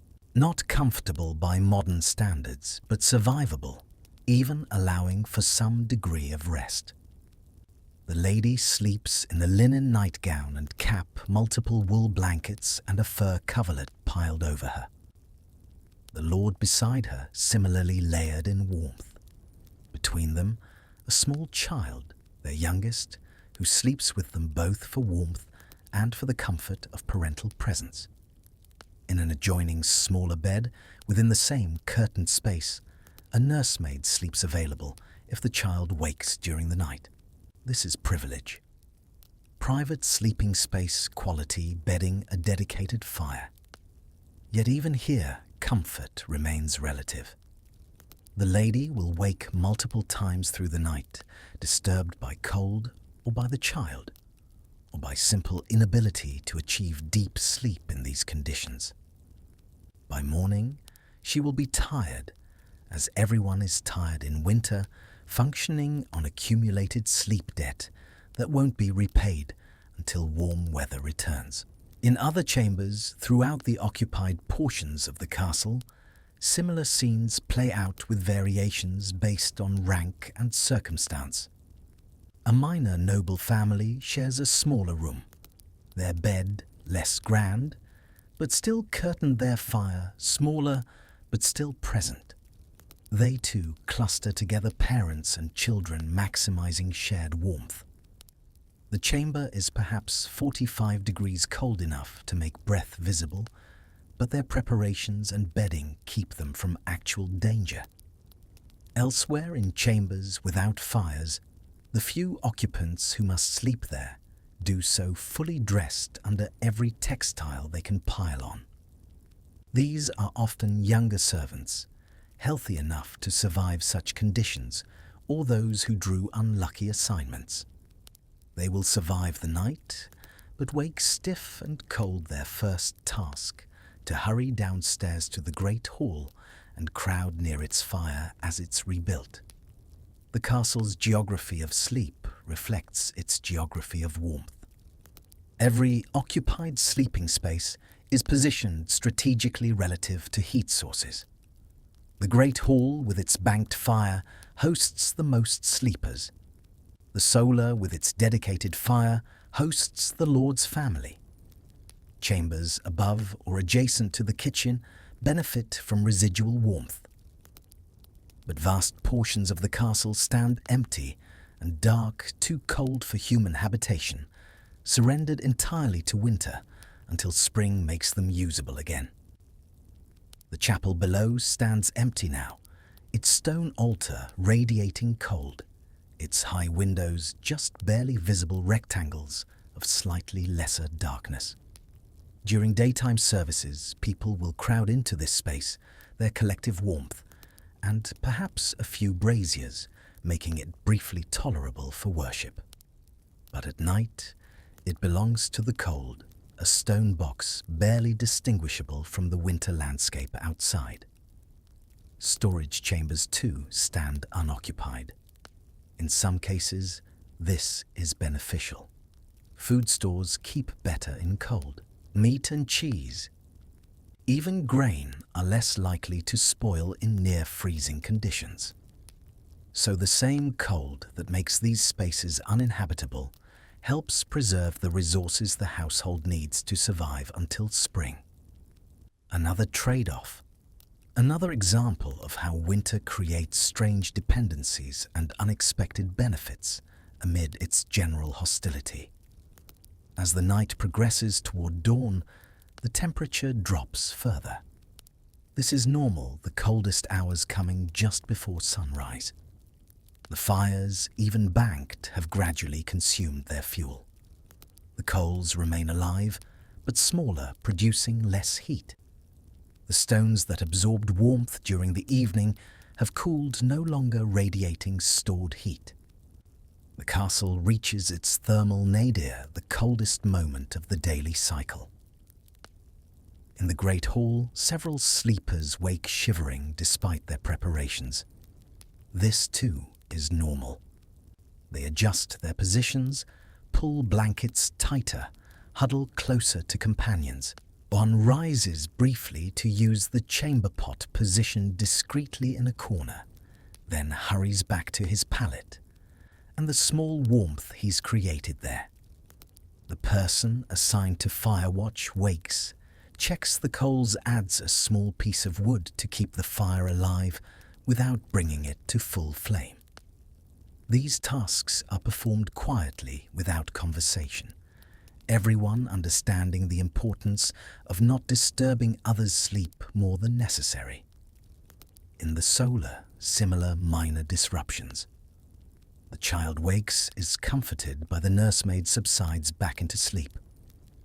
The Lord wakes, shifts position, feels the cold air outside the bed, curtains, retreats further under the covers.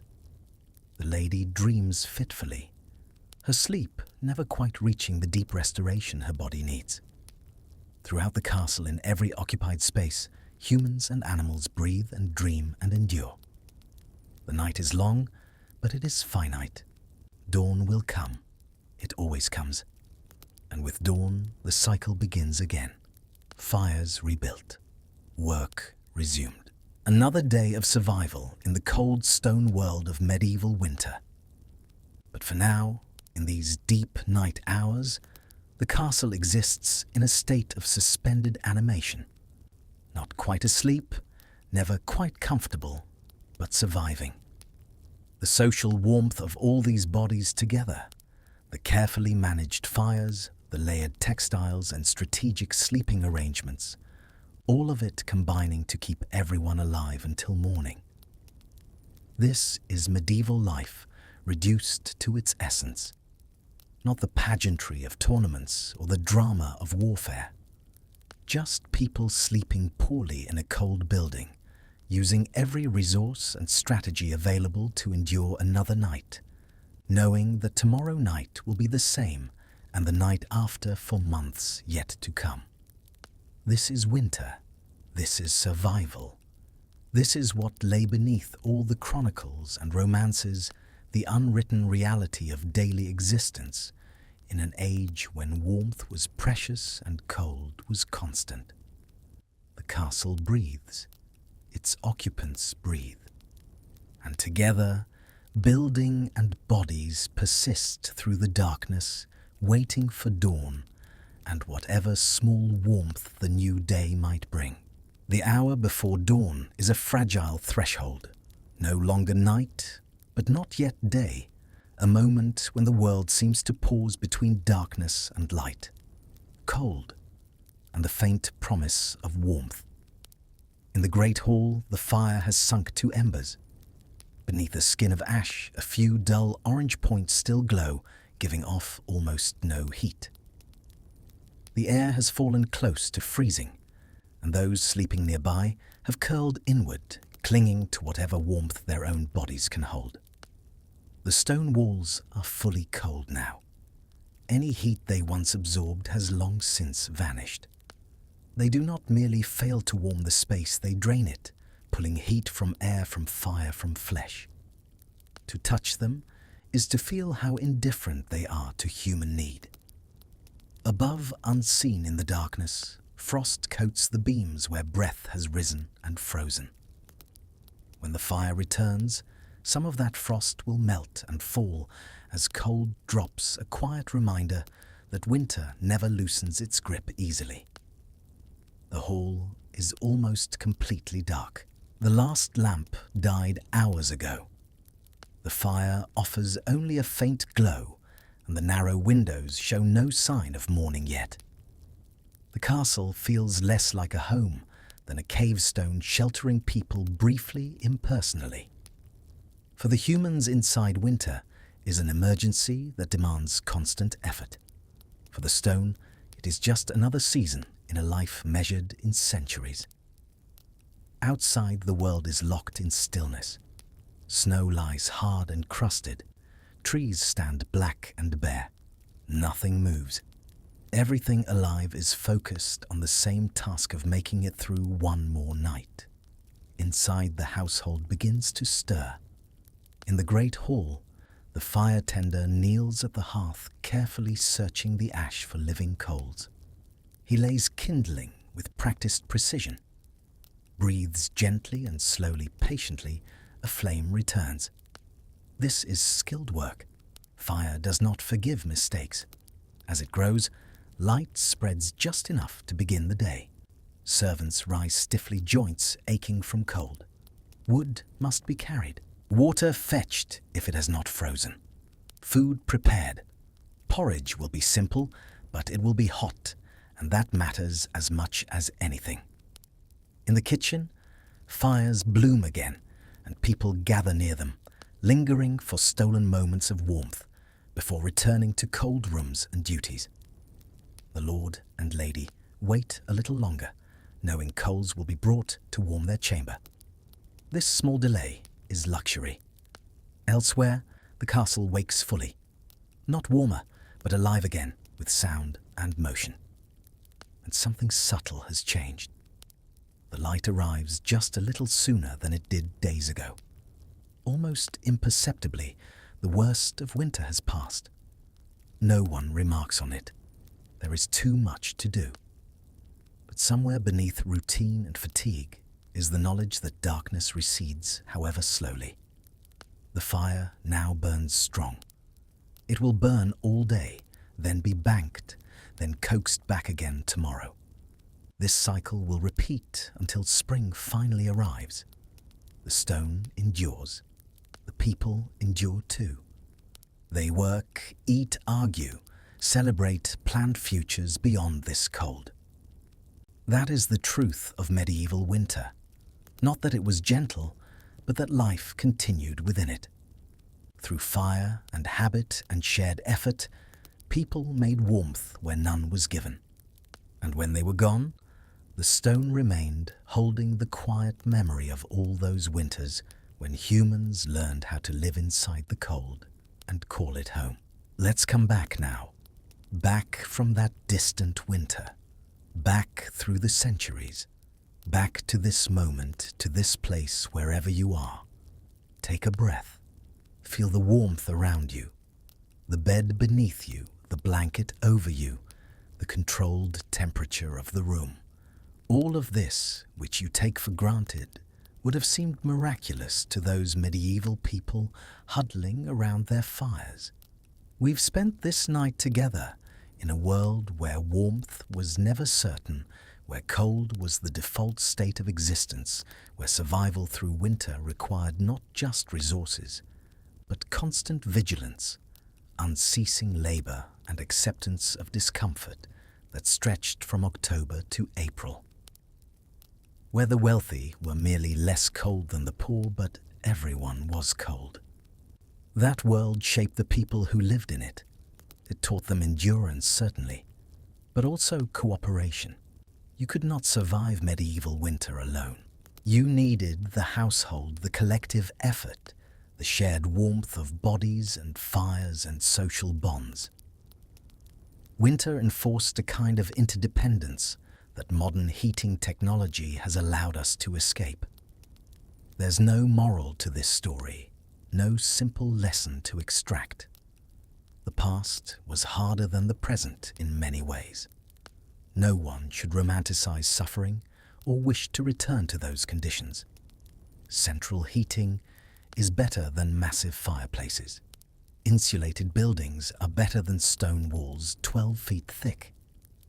We should celebrate the improvements in human comfort that technology has provided. But perhaps there's value in understanding what came before, in recognizing that human beings no different fundamentally than we are. Endured conditions we would find intolerable. They were not superhuman. They were not particularly tough by nature. They were simply people doing what people do, adapting to circumstance, finding ways to survive, creating meaning and joy even in difficult situations. They remind us of human capacity for endurance. Not because suffering is noble, but because sometimes survival requires enduring what cannot be changed. The medieval household could not invent central heating. They couldn't wait for the Industrial Revolution. They had to survive winter with the tools and knowledge available to them. So they did. We face different challenges now, climate change rather than Little Ice Age. But the fundamental dynamic remains. Humans confronting environmental conditions, using ingenuity and cooperation to adapt, to survive, to persist. The specifics change. The pattern continues. As you drift towards sleep now, as your eyes grow heavy and your breathing slows, let these images fade naturally. The stone castle, the flickering fires, the people gathered against the cold. Let them recede into history where they belong. Informative, but not intrusive. Interesting, but not disturbing. Let them be a reminder that true resilience is the oldest winter survival skill we possess. You are warm. You are safe. You are comfortable in ways they could barely imagine. Rest in that comfort. Let it surround you. Let it carry you gently into sleep, into dreams, into the quiet restoration that good sleep provides. The castle still stands. Many of them do scattered across Europe monuments, to an age when survival was harder and comfort was rare. If you ever visit one on a winter day, stand in the great hall and imagine it full of people, full of smoke, lit only by firelight. Feel the cold of the stones. Picture the fires that burned there for centuries. Remember the lives lived in those spaces, the countless winters endured, the human persistence that echoes still in the silent stones. It's a powerful reality check, one that no modern medieval documentary can fully replicate. But that's for another day. For now, let it all go. Let the history settle. Let the cold recede. You've taken this journey through the past, witnessed how people survived winter in medieval castles, understood the fires and the strategies, and the constant struggle against cold. You've learned what they knew, felt what they felt, at least as much as imagination allows.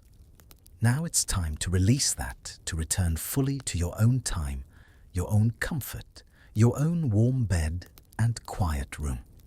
The medieval world is interesting to visit, but not somewhere anyone should stay. Its lessons are valuable, but its hardships are behind us. So close your eyes if you haven't already. Settle into your pillows. Adjust your blanket one more time if you need to. Notice how easy that is, how simple it is to be comfortable, how much we have that they could never dream of.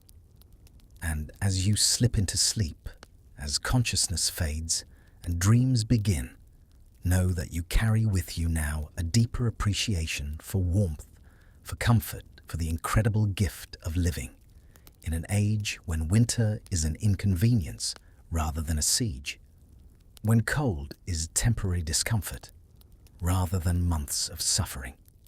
Sleep well, rest deeply, and when you wake warmer and more comfortable than any medieval lord, remember for just a moment those people who came before, who survived with less, who built the world that eventually became ours. Thank you for joining me on this journey through time, through cold, through the quiet endurance of human history. Until our next story, until our next nighttime journey together, be well, be warm, and sleep peacefully, knowing you're safe in the modern world, far from those cold stone walls and uncertain fires. Good night.